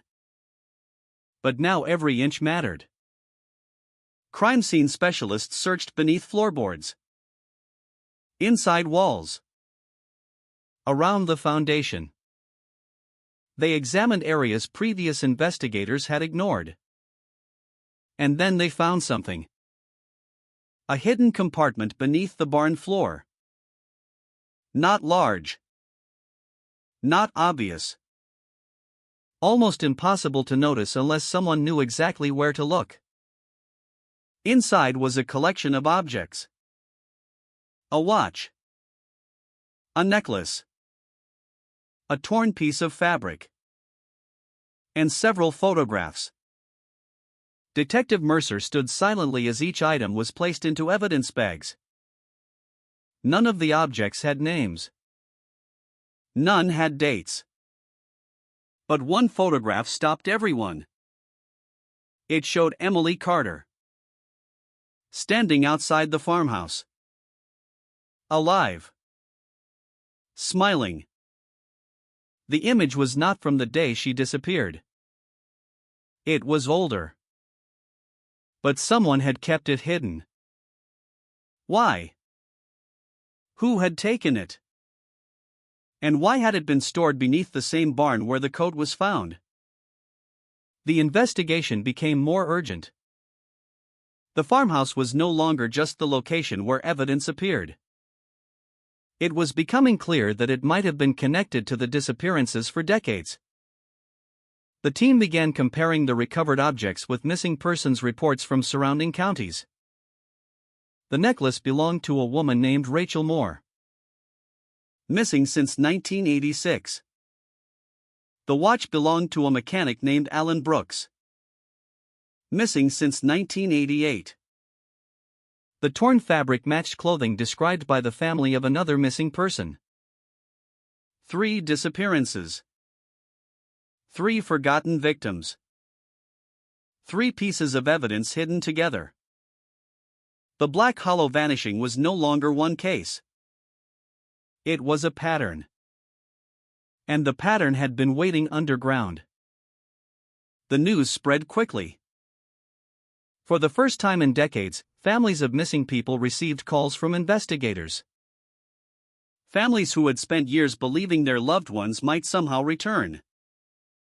Families who had kept bedrooms untouched. Clothes stored carefully. Voicemails saved. Hope preserved. Now the police were telling them something they had feared. Their loved ones might not have disappeared. They might have been taken. The emotional impact across the region was immediate. Old grief returned. Old questions reopened. People who had moved on were forced to remember. And among those watching the investigation was someone who had never forgotten. Thomas Vale. The retired contractor agreed to another interview. This time, he brought a box. Inside were his personal notes from 1990. Notes he had written after speaking with police. "I knew they would miss something," he said. Mercer looked at him. "What did they miss?" Vale opened the notebook. His handwriting was shaky, but the words were clear. Victor was not looking for Emily. He was looking for the person with her. Mercer froze. The person with her? Vale nodded. Emily wasn't alone that night. The detective asked the question that had been waiting for 33 years. Who was with her? Vale looked down. "I don't know." "You saw them?" "I saw a car."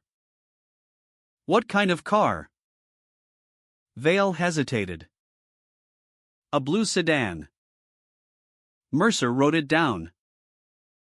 "Did you see the driver?" "No." "Did you see anyone else?" Another pause. Then Vale whispered. "Yes." "Who?" "I saw Victor standing beside the car. And he was talking to someone inside." "Who?" Vale looked directly at Mercer. "I don't know." The answer was frustrating. But it was also important. Because until now, investigators believed Victor Hale was connected to Emily's disappearance alone. Now there was another possibility. Another person. Another secret. The next breakthrough came from the DNA laboratory. The results from the coat had finally returned. The blood belonged to a male. Not Emily Carter. Not any known victim. A man. Someone had bled onto the coat. Someone who had been near the crime.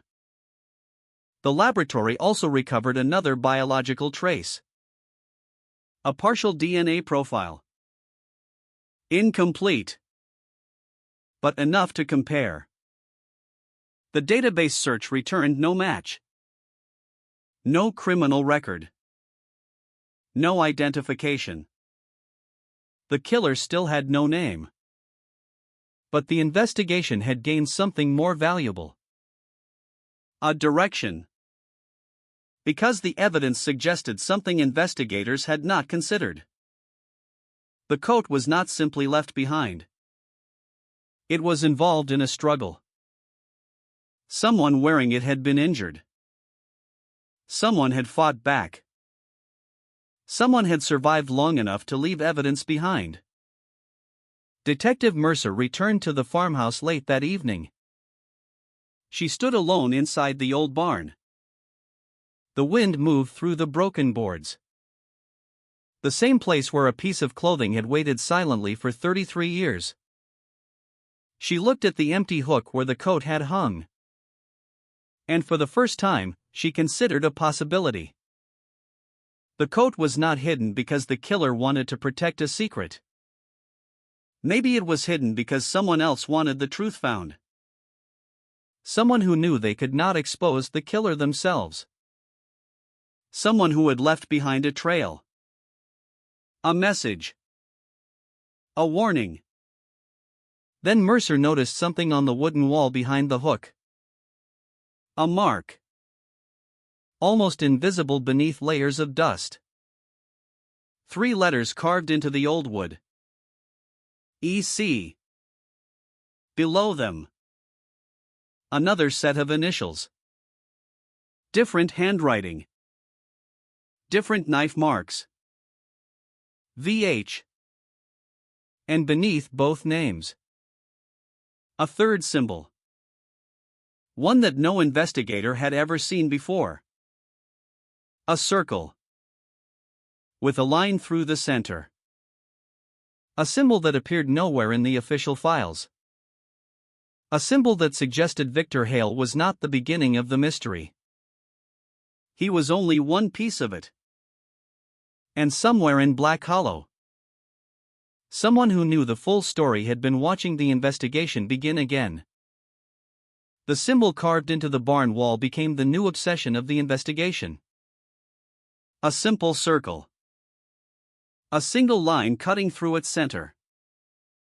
A mark that looked meaningless at first glance. But Detective Olivia Mercer had learned something throughout her career.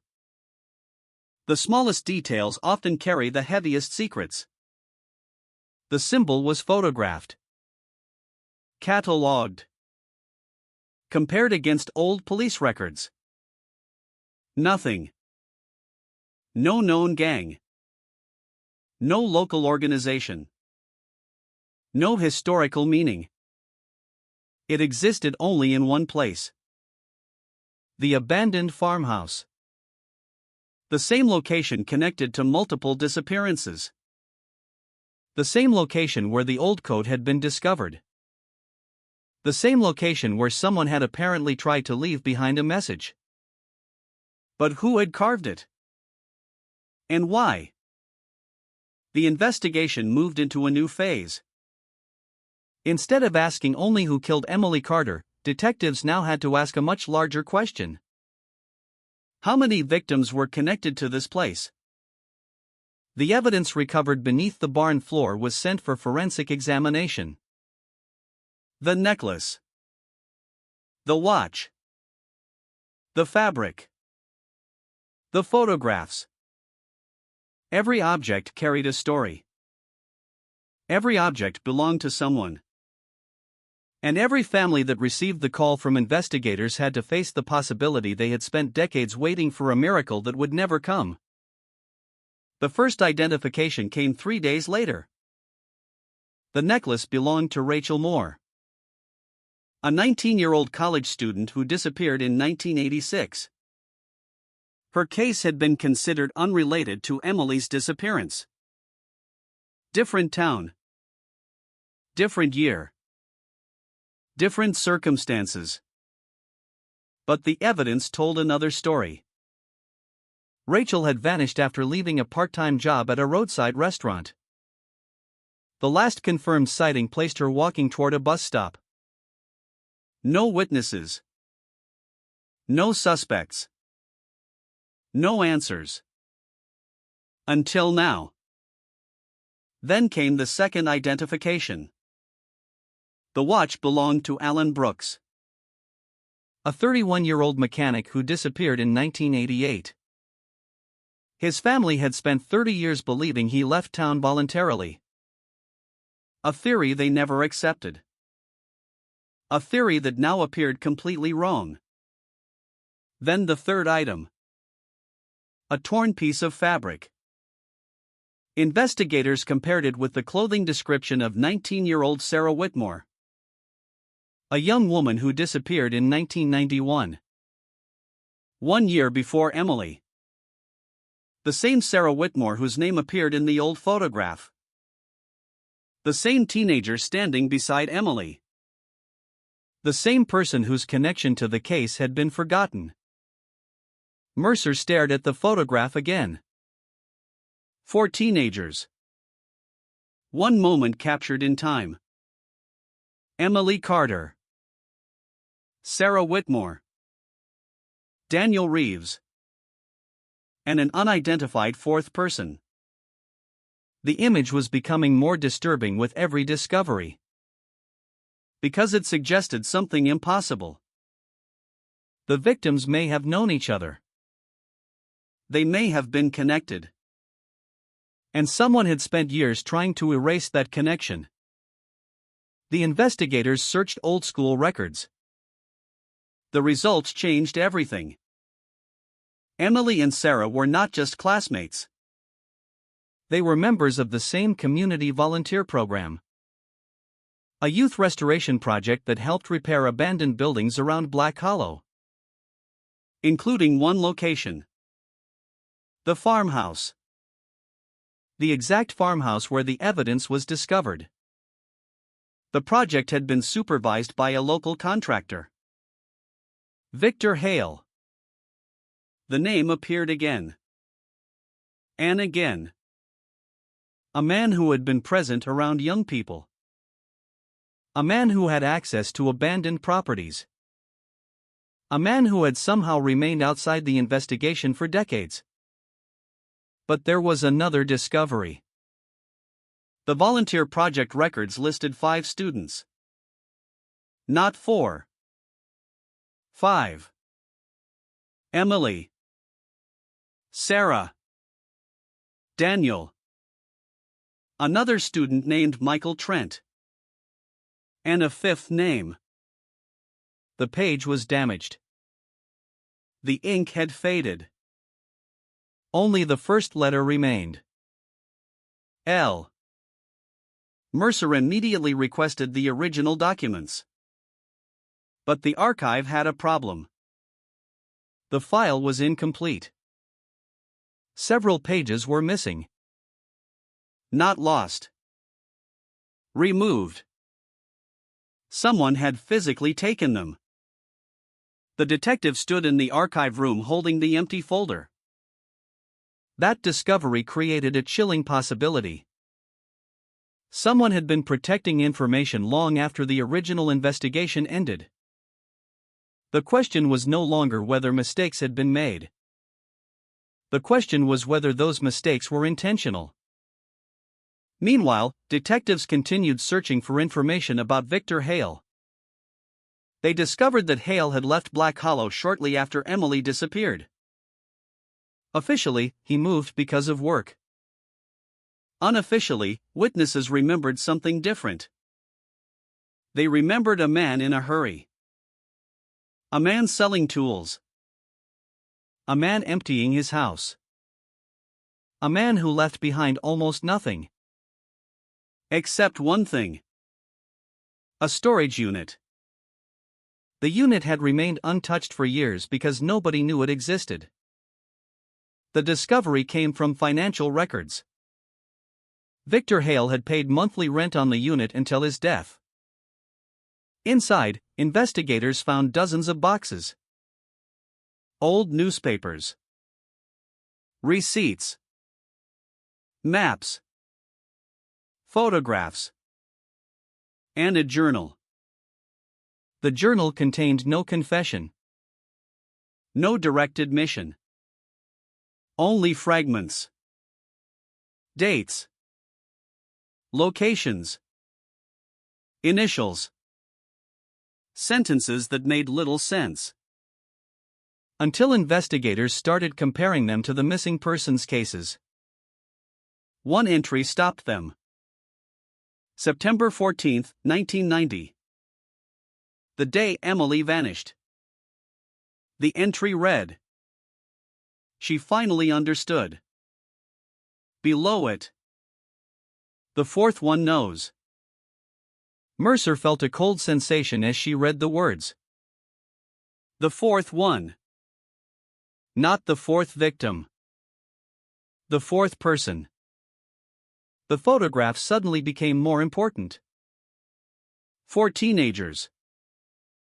But only 3 had been identified. Emily. Sarah. Daniel. The 4th person was still unknown. And according to Victor Hale's journal, that person knew something. The investigation turned toward Daniel Reeves, Emily's childhood friend. The boy who had appeared in the photograph. The boy who had never been considered a suspect. Detectives found him living across the country. A successful businessman. A family. A respected reputation. The kind of life nobody would associate with a 33-year-old disappearance. When Mercer contacted him, his reaction was immediate. He refused the interview. At first, politely. Then aggressively. I have nothing to do with this. Mercer asked one question. Do you know Victor Hale? The phone went silent. A long pause. Then Daniel answered. Everyone knew Victor. Did you know him personally? Another pause. Not anymore. That answer stayed with Mercer. Not anymore. A strange choice of words. As if their relationship had existed once. As if something had happened. The detective requested travel authorization. Within hours, she was on a flight to meet Daniel Reeves. But before she arrived, something happened that changed the case again. The sheriff's office received another anonymous call. The same voice. The same calm tone. The same person who had revealed the coat. This time, the caller said only one sentence. You are looking at the wrong survivor. Then the line went dead. Mercer listened to the recording repeatedly. The voice contained no panic. No anger. Only certainty.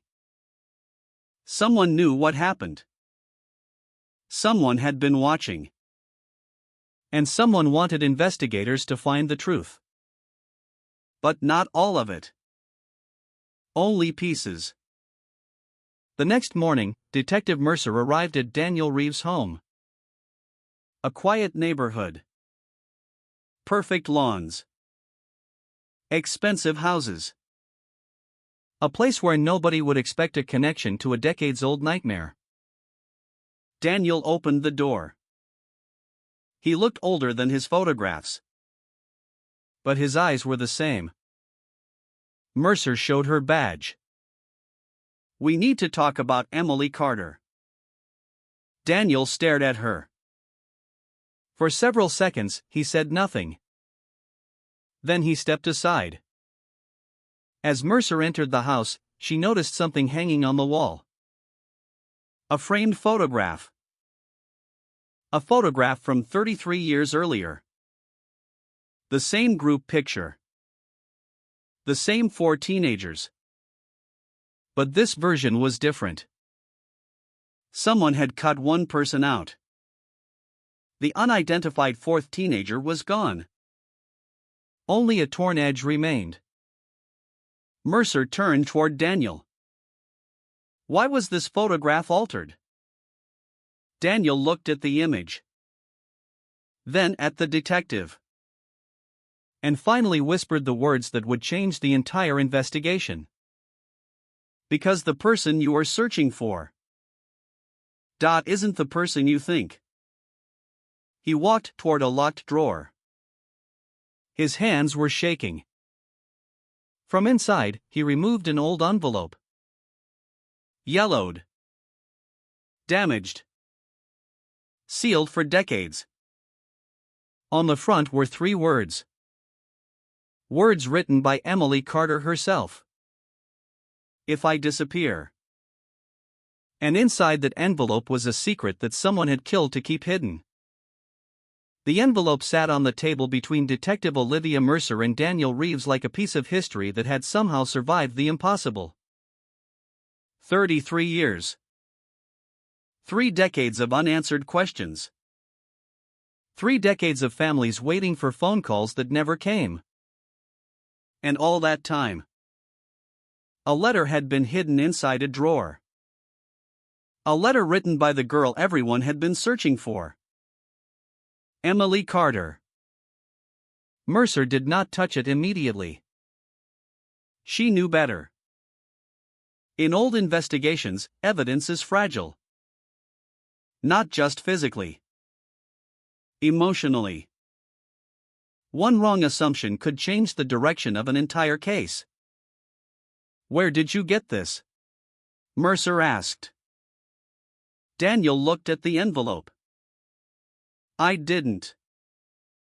The answer surprised her. Then who did? Daniel swallowed. Emily gave it to me. The room became silent. Mercer leaned forward.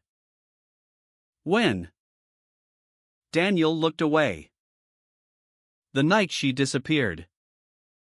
Those words changed everything. For 33 years, Daniel Reeves had carried a secret. He had known Emily's final movements. He had possessed a message from her.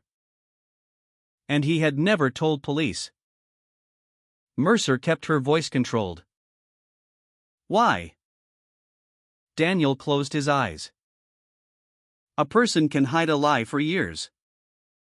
But when the truth finally arrives, the weight becomes unbearable. Because I was afraid. Afraid of what? Daniel looked directly at her. Of the person she was afraid of. Mercer placed the envelope into an evidence bag. Start from the beginning. Daniel sat down. And for the first time in decades, he began telling the story he had buried. September 14, 1990. The day Emily disappeared. It was not the day the nightmare began. According to Daniel, it began months earlier. Emily had discovered something. Something connected to Victor Hale. At first, she thought it was nothing. A coincidence. A strange pattern. Then another disappearance happened. Then another. Emily started asking questions. She was young. But she had a journalist's instincts. She collected information. She wrote notes. She compared dates. She noticed something nobody else had noticed. Every missing person had crossed paths with the same place. The farmhouse. And every disappearance happened within months of Victor Hale appearing nearby. Daniel admitted he tried to convince her to stop. You don't understand what you're getting into, he told her. But Emily refused. She believed someone had to search for the truth. She believed silence was helping whoever was responsible. Then came the photograph. The one found in Victor Hale's storage unit. The photo of the teenagers outside the farmhouse.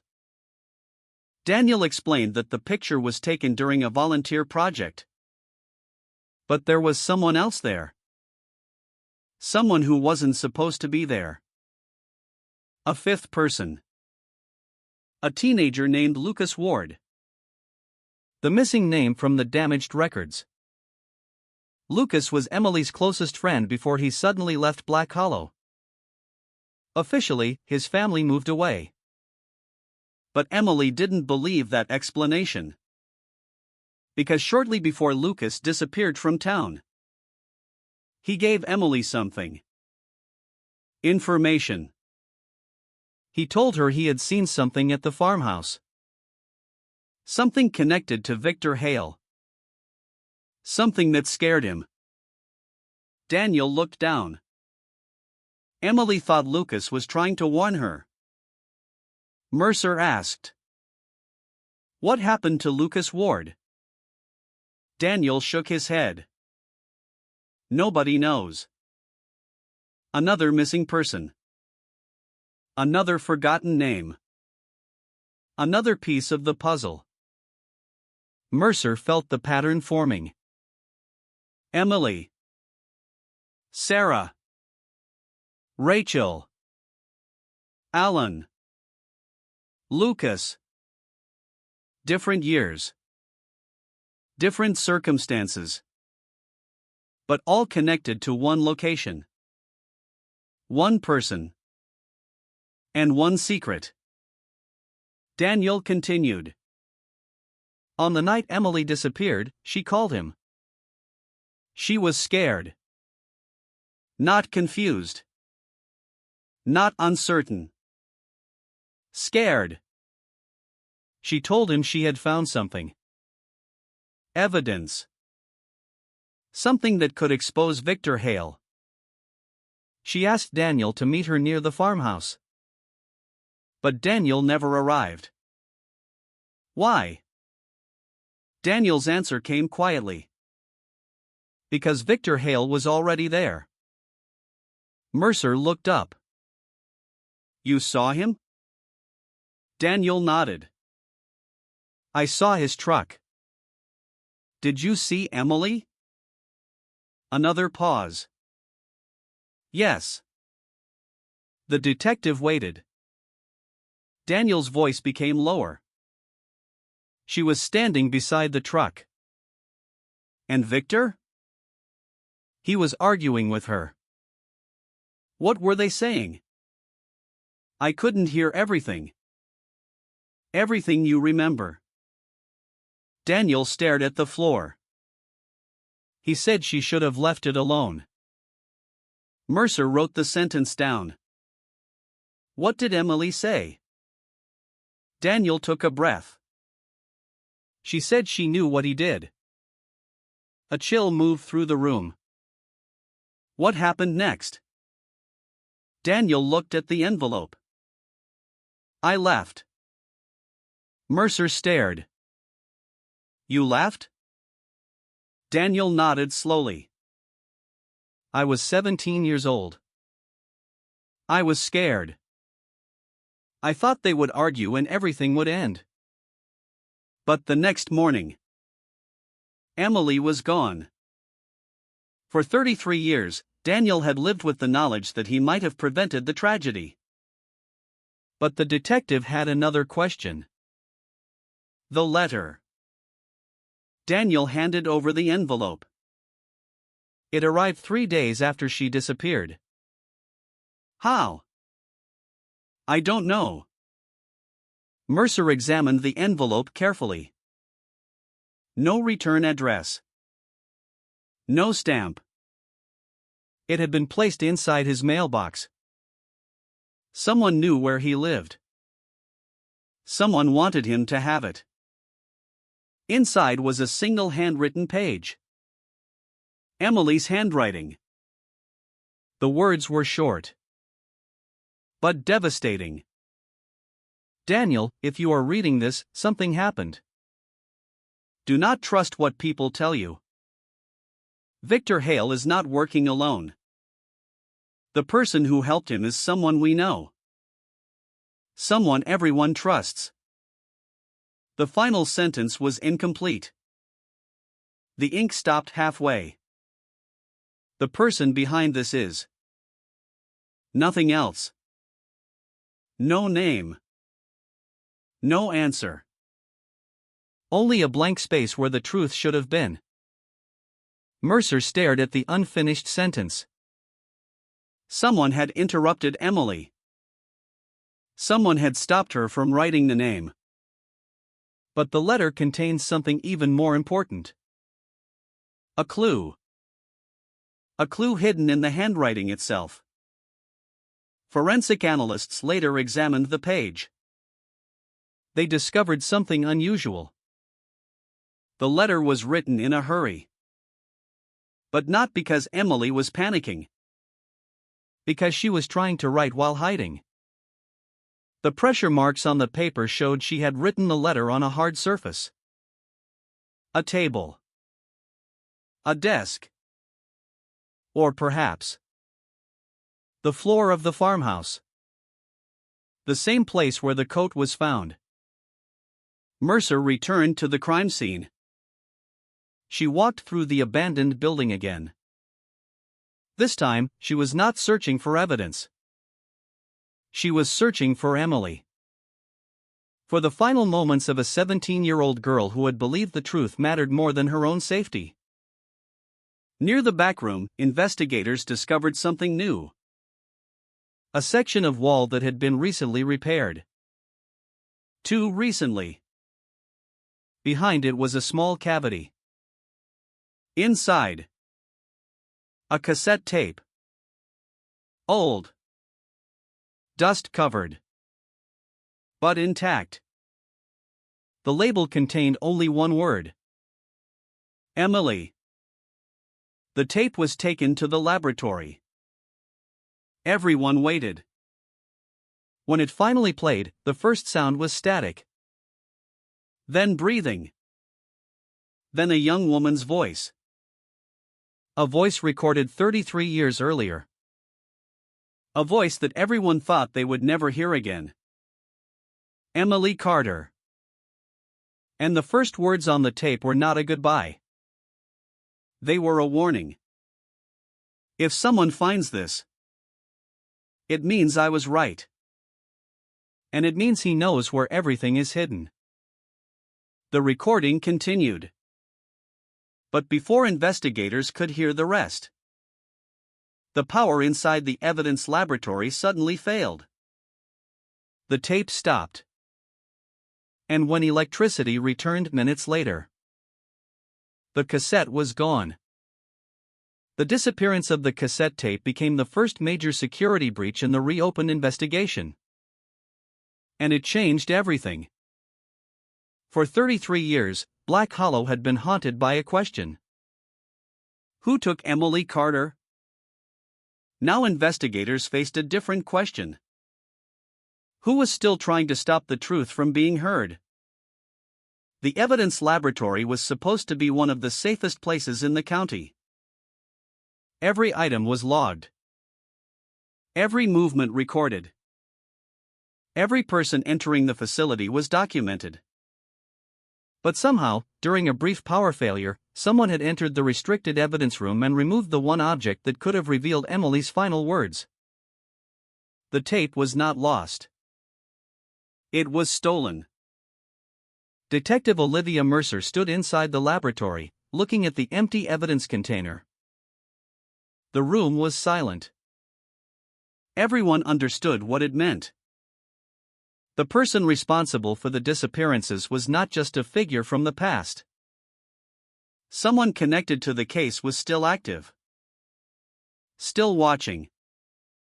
Still afraid. The investigation immediately shifted. Every employee was interviewed.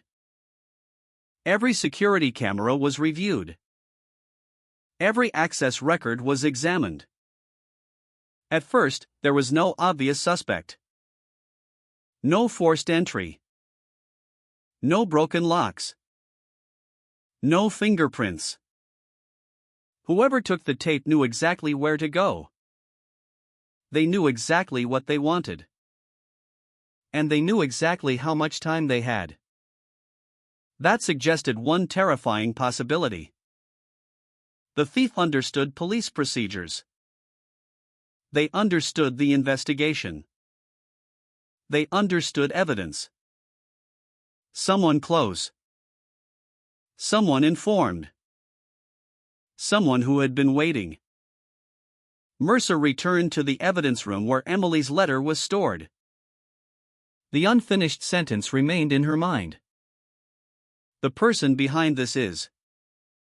Who was Emily trying to name? A friend? A neighbor? Someone inside law enforcement? The detective reviewed the list of people connected to the original investigation. The first investigators. The volunteers. The witnesses. The people who had access to information before it disappeared. One name kept appearing. Thomas Vale. The retired contractor who had revealed the existence of the coat. The man who had kept records for 33 years. The man who claimed he wanted the truth. Mercer questioned him again. This time, the tone was different. Why didn't you tell police about the photograph? Vale looked exhausted. I did. No official record exists. Vale laughed quietly.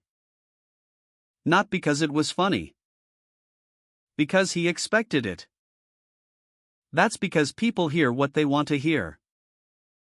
Mercer placed copies of old reports on the table. You knew Victor Hale. Yes. You knew about Emily's suspicions. Yes. You knew about the farmhouse. Yes. And you waited 33 years. Vale looked toward the window. I was waiting for someone who would actually listen. Mercer studied him. Why the coat? Vale was silent. Then he answered. Because I didn't put it there. Who did? Vale looked back at her. The person who wanted Victor blamed. That answer created another problem. Mercer had spent weeks believing Victor Hale was the center of the mystery. Now another possibility emerged. Victor Hale may not have been the only person involved. Maybe he was a participant. Maybe he was a victim. Maybe someone had built an entire investigation around him. A false trail. A convenient explanation. The detective needed more information. She returned to Daniel Reeves. The man who had hidden Emily's letter. The man who had seen Victor Hale that night. The man who carried guilt for 33 years. But when Mercer arrived at Daniel's home, she found something wrong. The front door was open. Inside, lights were on. The house was empty. Daniel was gone. On the kitchen table sat a single object. A photograph. The same photograph from the farmhouse. But this time, someone had written on the back. You should have stayed away. Mercer immediately called for a search. Daniel Reeves had vanished. Just like Emily. Just like the others. The difference was that this time, the police knew it was connected. The disappearance of Daniel transformed the case from an old investigation into an active threat. Someone was removing witnesses. The question was no longer whether the killer was alive. The question was how close they had been all along.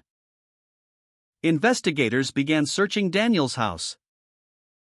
They found no signs of forced struggle. No blood. No obvious violence.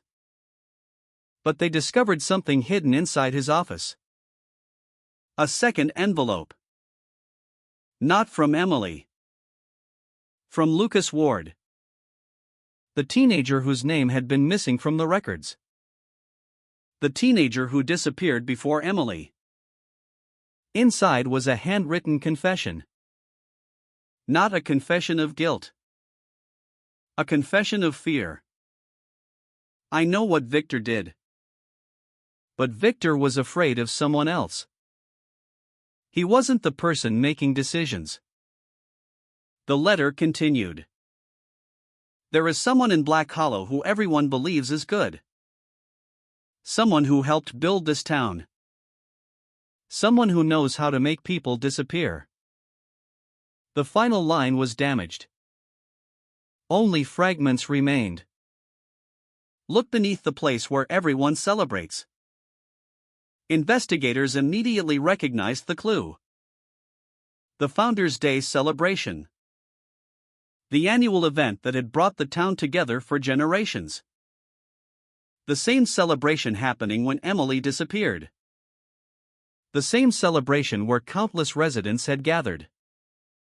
The same celebration where everyone believed they were safe. Mercer contacted the town archives. She requested historical maps. The search revealed something unexpected. Beneath the original Founders' Day grounds was an abandoned underground storage network. Old tunnels built decades earlier. Originally used for supplies. Later forgotten. Except someone had accessed them recently. The entrance was hidden beneath the town square. The place where Black Hollow celebrated itself. The place where families gathered. The place where everyone looked above ground. While the truth remained buried below. That night, Mercer and her team entered the tunnels. The air was cold. The walls were covered with decades of dust. Their flashlights moved across old brick and rusted pipes. Then they found the room. A small underground chamber. Inside were boxes. Dozens of them. Each labeled with a name. Rachel Moore. Alan Brooks. Sarah Whitmore. Emily Carter. The missing victims. The walls were covered with photographs. Newspaper articles. Personal belongings. A private collection of stolen memories. But one photograph caught Mercer's attention. It showed Victor Hale standing beside another person. Someone whose face had been scratched away. Next to the photograph was a handwritten note.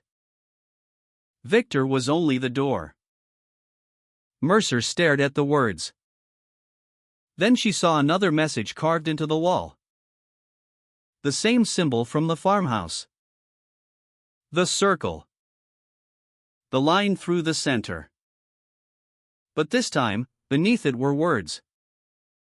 3 simple words. The eye watches. The detective stepped back. For years, Black Hollow believed the disappearances were random tragedies. But the underground chamber proved something much darker. Someone had been collecting them. Recording them. Preserving them. This was not a series of crimes.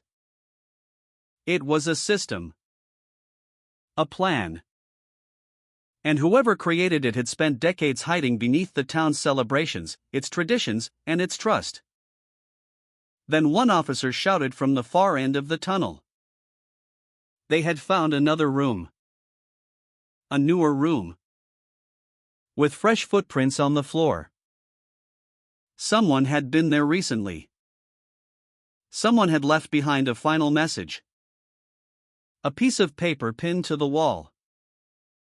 Only one sentence. You found the past. Now find the survivor. And beneath the words was Daniel Reeves' missing phone. Still turned on. Still recording. The last audio file was only 12 seconds long. But those 12 seconds would reveal that Daniel had not disappeared voluntarily. He had been taken. And before the recording ended, a voice could be heard whispering his name. A voice investigators had never heard before. A voice belonging to someone who had been hidden in the shadows for 33 years. A voice that said, Emily was never supposed to find out. The 12-second recording became the most important piece of evidence in the entire investigation. Not because of what it revealed, but because of what it confirmed. Someone was alive. Someone who knew Emily Carter. Someone who knew Daniel Reeves. Someone who knew exactly how to manipulate a case that had survived for 33 years. The audio file was enhanced repeatedly. Noise reduction. Frequency isolation. Digital restoration. Every specialist in the department worked to extract more information from those 12 seconds. The recording began with movement. A door opening. Footsteps. Daniel's breathing. Then a voice. Low. Controlled. Almost emotionless. Emily was never supposed to find out. Then silence. The recording ended. No struggle. No scream. No clear identification. Only one sentence. But one sentence was enough to change the investigation. Because Detective Olivia Mercer understood something immediately. The person speaking was not surprised. They were not panicking. They were not trying to hide.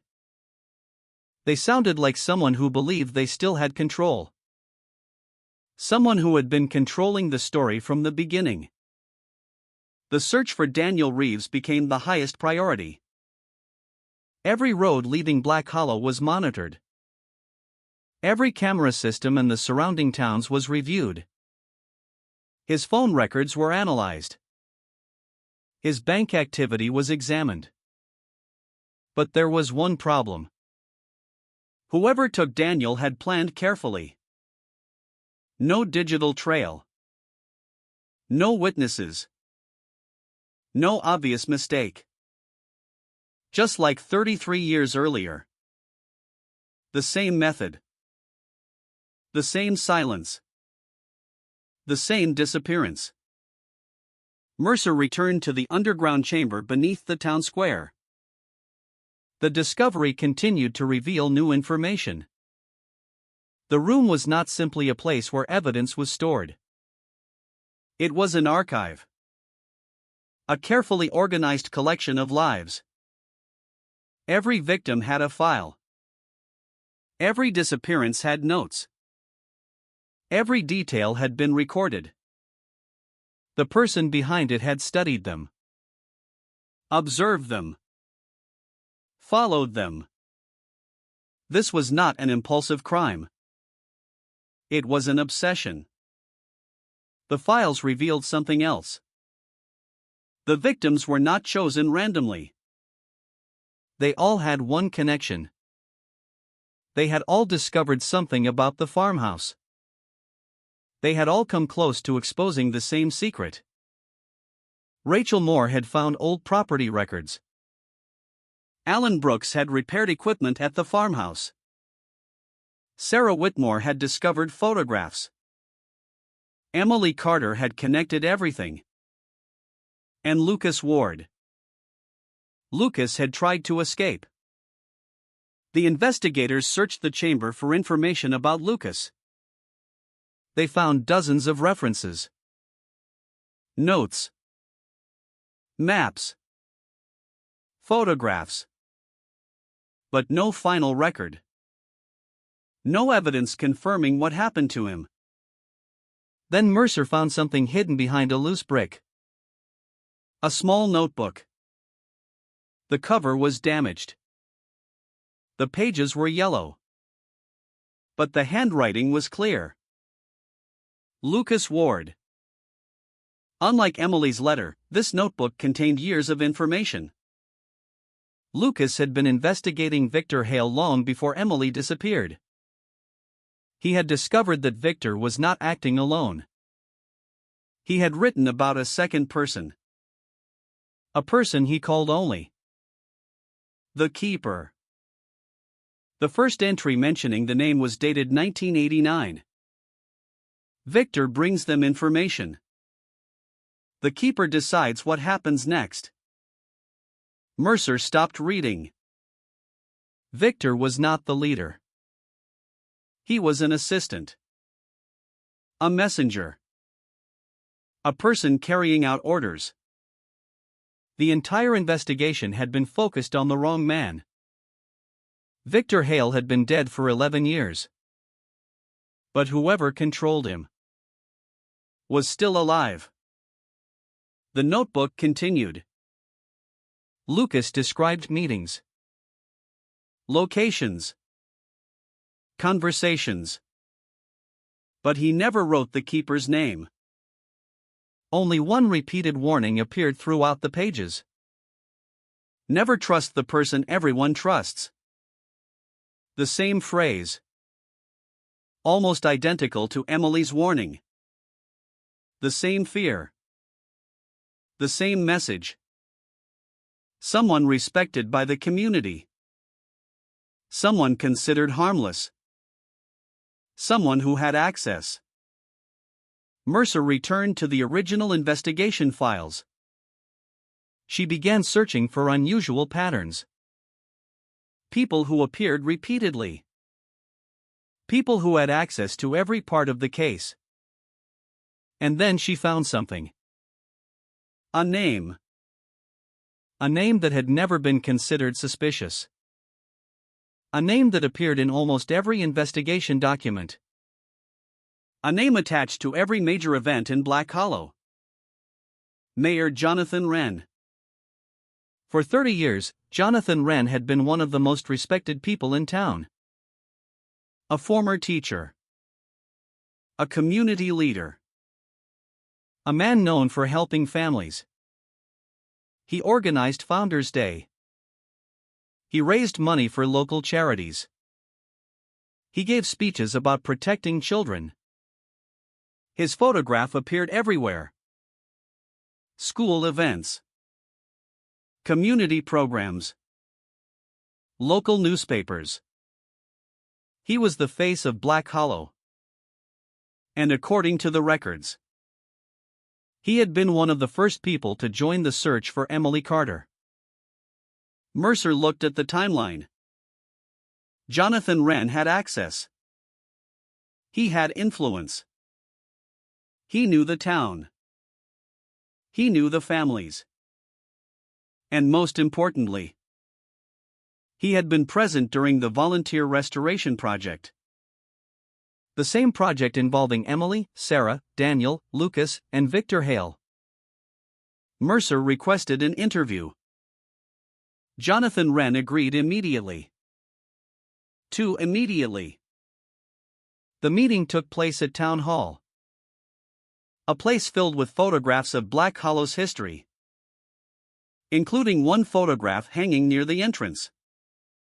A young Jonathan Wren standing beside Victor Hale. Both smiling. Both younger. Both appearing ordinary. Mercer noticed the photograph. You knew Victor well. Renz smiled. Everyone knew Victor. You worked with him. For a short time. On the farmhouse restoration project? A pause. Very small. Almost invisible. But Mercer noticed. Yes, Wren answered. The detective placed documents on the table. You were the coordinator. I helped organize volunteers. You knew Emily. Everyone knew Emily. You knew Lucas Ward. The smile disappeared for half a second. Then returned. Lucas was troubled. Mercer watched carefully. Troubled how? Wren looked away. He asked too many questions. A sentence. Simple. But revealing. Mercer leaned forward. Questions about what? Jonathan Wren looked directly at her. And for the first time, the detective saw something beneath the calm exterior. Not fear.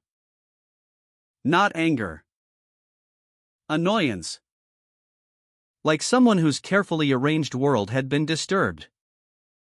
Detective Mercer, he said quietly. After 33 years, don't you think some things are better left buried? The question hung in the room. Mercer did not answer. Because she knew something. People who have nothing to hide usually want the truth found. They ask questions. They offer help. They want answers. Jonathan Wren wanted silence. Before leaving, Mercer noticed something on his desk. A small object. Almost hidden beneath papers. A key. Old brass. The same type found inside the abandoned coat.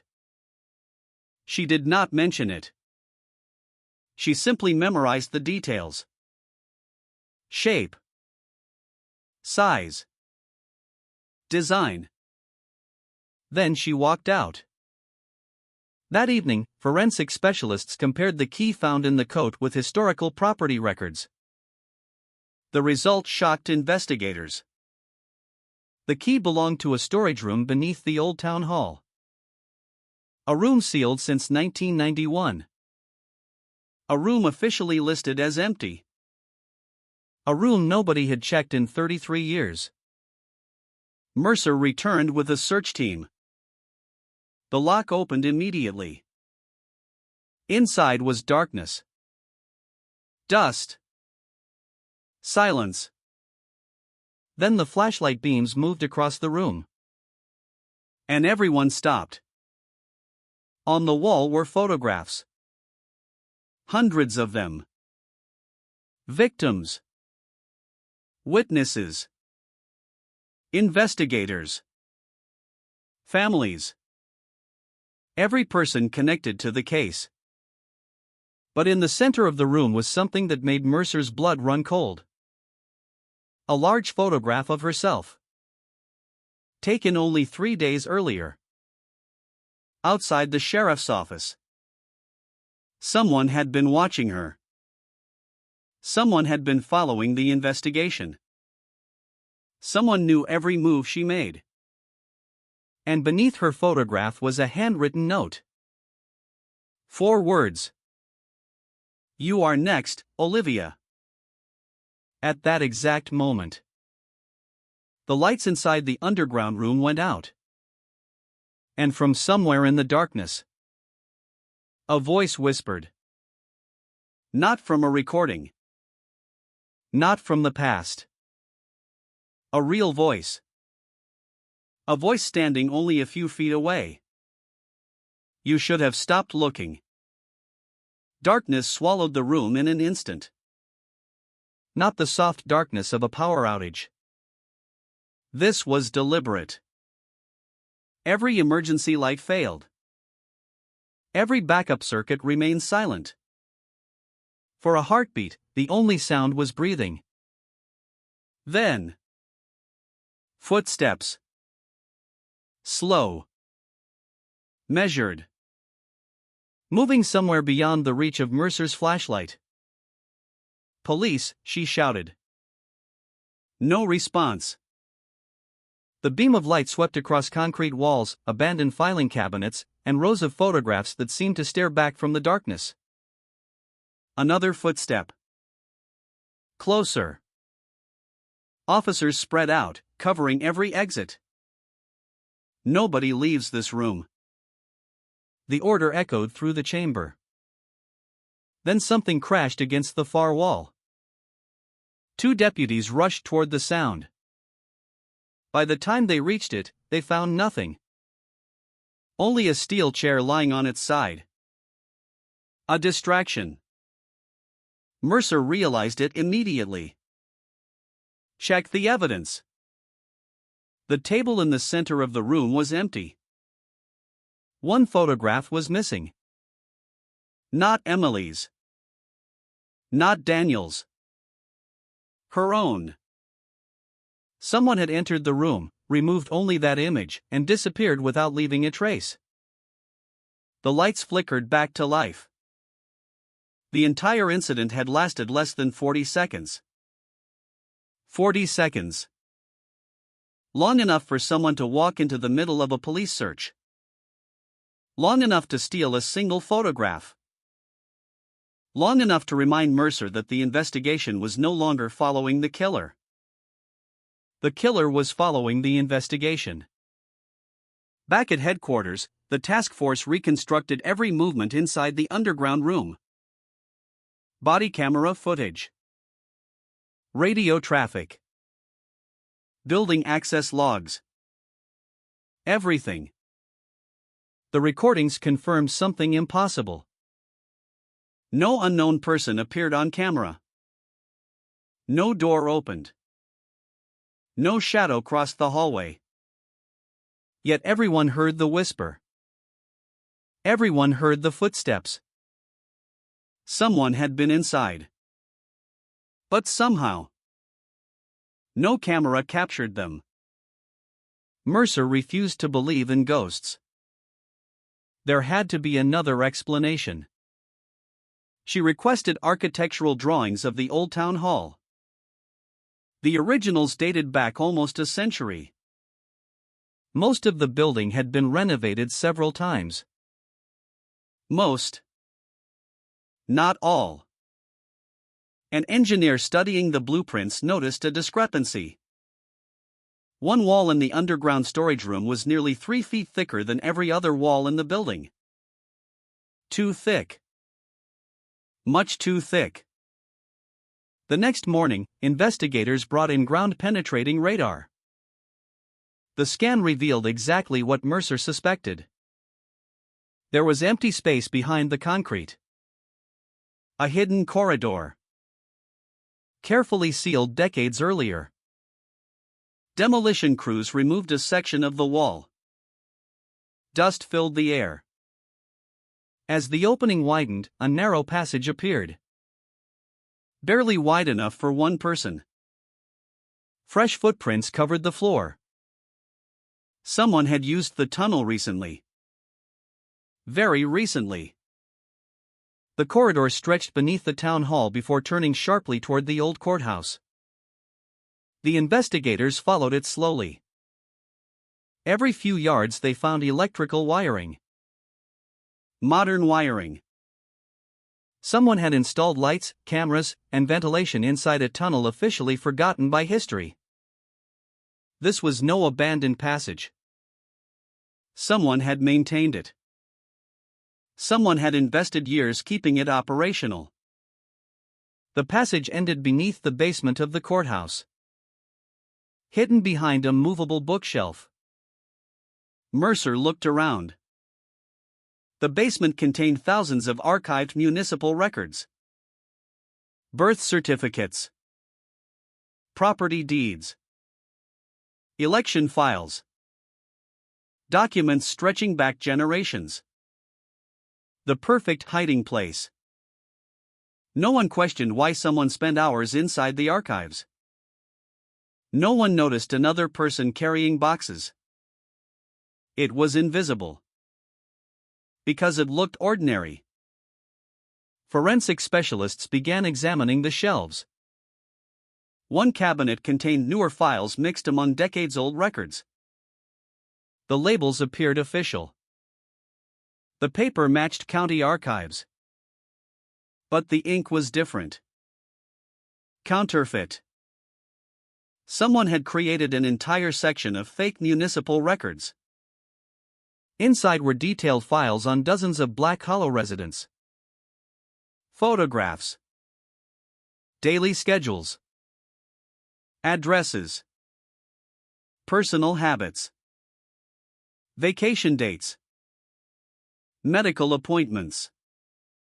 School activities. The files were meticulous. Whoever created them had watched people for years. Not days. Not weeks. Years. Mercer turned another page. Every file carried the same symbol. The circle.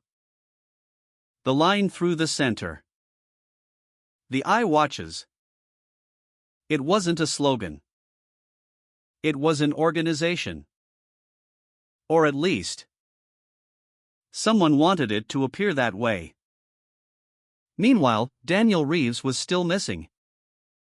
Search teams expanded into neighboring counties. Helicopters flew over forests. Dive teams searched reservoirs. Nothing. Then Daniel's credit card was used. Not to buy food. Not gasoline. A single purchase. A disposable flashlight. Made at a convenience store 90 miles away. Security footage showed the transaction. A man wearing a hood. Face hidden. Height roughly matching Daniel. But something felt wrong. Mercer watched the footage repeatedly. The man's left arm never swung naturally while walking. It stayed close to his body. Almost stiff. As if injured. She remembered the laboratory report. The blood inside the coat belonged to an unidentified male. Someone who had likely been wounded during a struggle. Could the injury have never healed properly? Or was the person deliberately imitating someone else's walk? Mercer enlarged the footage. A single frame captured the man's hand reaching for the counter. There, barely visible beneath the sleeve, a faded burn scar shaped like a crescent. Not enough to identify him. Enough to remember. That evening Mercer received another anonymous package. No return address. Inside was a chess piece. A white knight. Nothing else. No letter. No fingerprints. Just the piece. She placed it beside the evidence from previous anonymous deliveries. The coat. The photograph. The warnings. Now the chess piece. She stared at it for several minutes. Then she understood. The knight. Not the king. Not the queen. A piece that moves differently from every other piece on the board. Unexpectedly. By changing direction. Someone was telling her she was thinking too directly. She needed to stop chasing the obvious path. She needed to look sideways.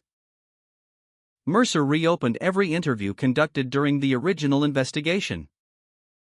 Not searching for lies. Searching for omissions. People often remember what they choose to say. But they also reveal themselves through what they avoid saying.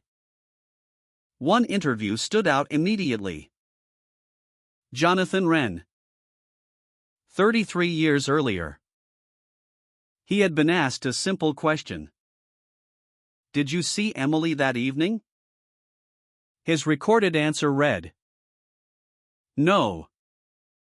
Nothing more. But Mercer found the detective's handwritten margin note. Witness answered before question was completed. She frowned. Why would someone immediately deny seeing Emily unless they already knew what investigators were about to ask? It could be coincidence. Or it could be anticipation. Late that night Mercer drove alone to the abandoned farmhouse. Rain tapped against the windshield. The property stood exactly as before. Broken. Silent. Waiting. She walked into the barn carrying only a flashlight. The empty hook where the coat had hung remained unchanged. But something was different. On the dirt floor beneath it lay a fresh envelope. It had not been there during the previous search. Someone had entered after police left. Again. Mercer opened it carefully. Inside was a single Polaroid photograph. Daniel Reeves. Alive.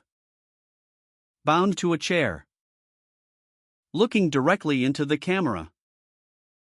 Behind him, painted across a concrete wall, were 4 words. One of U.S. lied. On the back of the photograph, another handwritten message waited. Not a threat. Not a confession. A question. Detective. How well do you know your own partner? The train arrived precisely at 11:43 p.m. It always did. Rain slid across the windows of Blackridge Station, turning every light into a blurred ghost. The platform was almost empty, save for a station attendant closing the ticket office and an elderly janitor pushing a rusted mop bucket toward the maintenance corridor. Then the train doors opened. 36 passengers stepped onto the platform. Security cameras counted them. Ticket records confirmed them. Witnesses remembered them. But 1 hour later, detectives would discover something impossible. There had actually been 37. No one remembered the last passenger. Not a single witness could describe a face. not a single camera captured anyone unusual. Yet one unexplained fingerprint, one abandoned leather glove, and one trail of fresh blood stretching into the underground service tunnels suggested that somebody had stepped off the train and vanished before anyone realized they had ever been there. Detective Mara Quinn had worked homicide for 14 years. She trusted evidence more than memory. People forgot. Evidence waited. When she arrived shortly after midnight, the station had already been sealed. A young patrol officer pointed toward Platform 3. "We've got blood." "Not much. Just a narrow streak leading toward a locked maintenance door. No body. No victim. No witnesses reporting an assault. Only blood. Enough to suggest someone had been injured. Not enough to explain where they had gone. The maintenance door required an electronic key. According to station logs, it had never been opened that night. Yet the blood disappeared beneath it. Someone had either walked through solid steel, or the electronic records were lying. Inside the tunnel, the air smelled of wet concrete and machine oil. Emergency lights cast long shadows between abandoned electrical cabinets. Halfway through the passage, Quinn found a leather glove.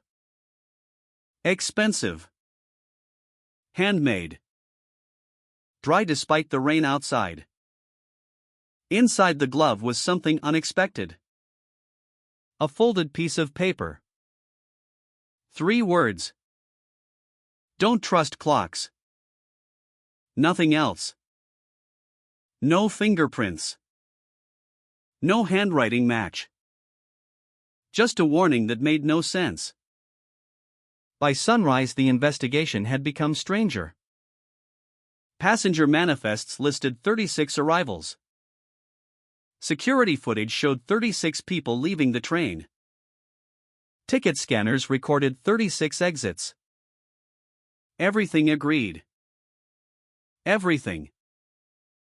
Except one image. A tourist had been recording the station on an old camcorder while waiting for a delayed connection. Unlike the station's digital cameras, the camcorder captured frames continuously without compression. For less than a second, the footage revealed a figure standing near the last carriage. Tall. Wearing a dark overcoat. Face hidden beneath a hat. When detectives counted again, 37 people stepped onto the platform. The mysterious passenger appeared in exactly 6 frames. Then, gone. Not walking away. Not entering another train. Simply absent from every camera angle that followed. News of the impossible passenger spread quickly. Some called it an editing error. Others blamed reflections. Conspiracy forums claimed government involvement. Quinn ignored them all. She had only one question. Who bleeds enough to leave a trail? And then disappears without a trace? The laboratory answered part of it. The blood belonged to a man approximately 30 to 40 years old. No match in any criminal database. The fingerprint recovered from the maintenance door belonged to the same unknown individual. He existed. Science proved that. The cameras simply refused to remember him. The station architect was brought in to explain the tunnel system. While reviewing original blueprints, he frowned. This corridor shouldn't end here. What do you mean? Quinn asked. There used to be another platform. The room fell silent. According to construction records, Blackridge Station originally contained 4 underground platforms. Today, only 3 remained. Platform 4 had supposedly been demolished 42 years earlier after structural damage. Except Ground-penetrating radar detected a large empty space beyond the concrete wall. The platform still existed. Someone had hidden it. Demolition crews removed a section of brick. Behind it waited darkness. Old rails disappeared into a tunnel untouched by time. Dust covered every surface. Except one. Fresh footprints. One set. Leading deeper underground. Quinn followed slowly. The tunnel ended at an abandoned platform where a single bench faced empty tracks. On the bench sat an antique pocket watch. Still ticking. Still keeping perfect time. Attached to it was another note. You are 37 minutes late. Quinn checked her own watch. 11:43. Impossible. It was nearly noon. Her phone confirmed the correct time. So why was the pocket watch frozen at the exact minute the train had arrived? She slipped it into an evidence bag. The second she did, the ticking stopped. That evening, forensic analysts opened the watch. Inside, hidden beneath the gears, they discovered a microfilm. Old. Deliberately concealed. When developed, the images revealed hundreds of passport photographs. Men. Women. Children. Each face carried a red stamp across it. Erased. No names. No dates. Only faces. One photograph had no stamp. A man in a dark overcoat. The same figure from the tourist's camcorder. On the reverse side, someone had written one chilling sentence. The last passenger is the only witness still alive. On the morning the lake gave back the key, nobody realized it was returning a murder. It was small. Brass. Worn smooth by time. A fisherman found it tangled inside his net just after sunrise, nearly 20 years after a wildfire had forced the evacuation of the town of Ashwood. At first glance it looked ordinary, an old cabin key, the kind thousands of people once carried. Then someone noticed the number stamped into the metal. Cabin 14. The problem was simple. Cabin 14 had never officially existed. According to every surviving map, the lakeside resort had only 13 cabins before it burned to the ground. Yet elderly residents remembered something different. Some insisted there had always been a 14th cabin. Others swore the number had been skipped for superstitious reasons. The county archives contained no photographs. Insurance records listed only 13 buildings. Construction permits ended at cabin 13. It was as if cabin 14 had been carefully removed from history.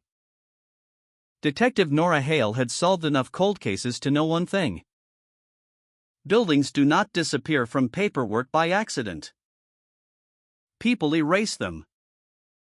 And people erase things for reasons. The fire that destroyed Ashwood Resort had happened 19 years earlier. Officially, faulty electrical wiring. Unofficially, half the town believed someone had started it deliberately. The flames spread so quickly that investigators never completed a full forensic examination. Most evidence vanished beneath ash and collapsing timber. 3 people were reported missing after the fire. All were eventually presumed dead. No bodies were ever identified. No homicide investigation followed. The case closed. Until the lake surrendered the key. Divers searched the shallow water near the old shoreline. Instead of finding debris from burned cabins, they discovered a narrow stone staircase descending beneath the lakebed. It should have been impossible. Historical surveys showed no structure there.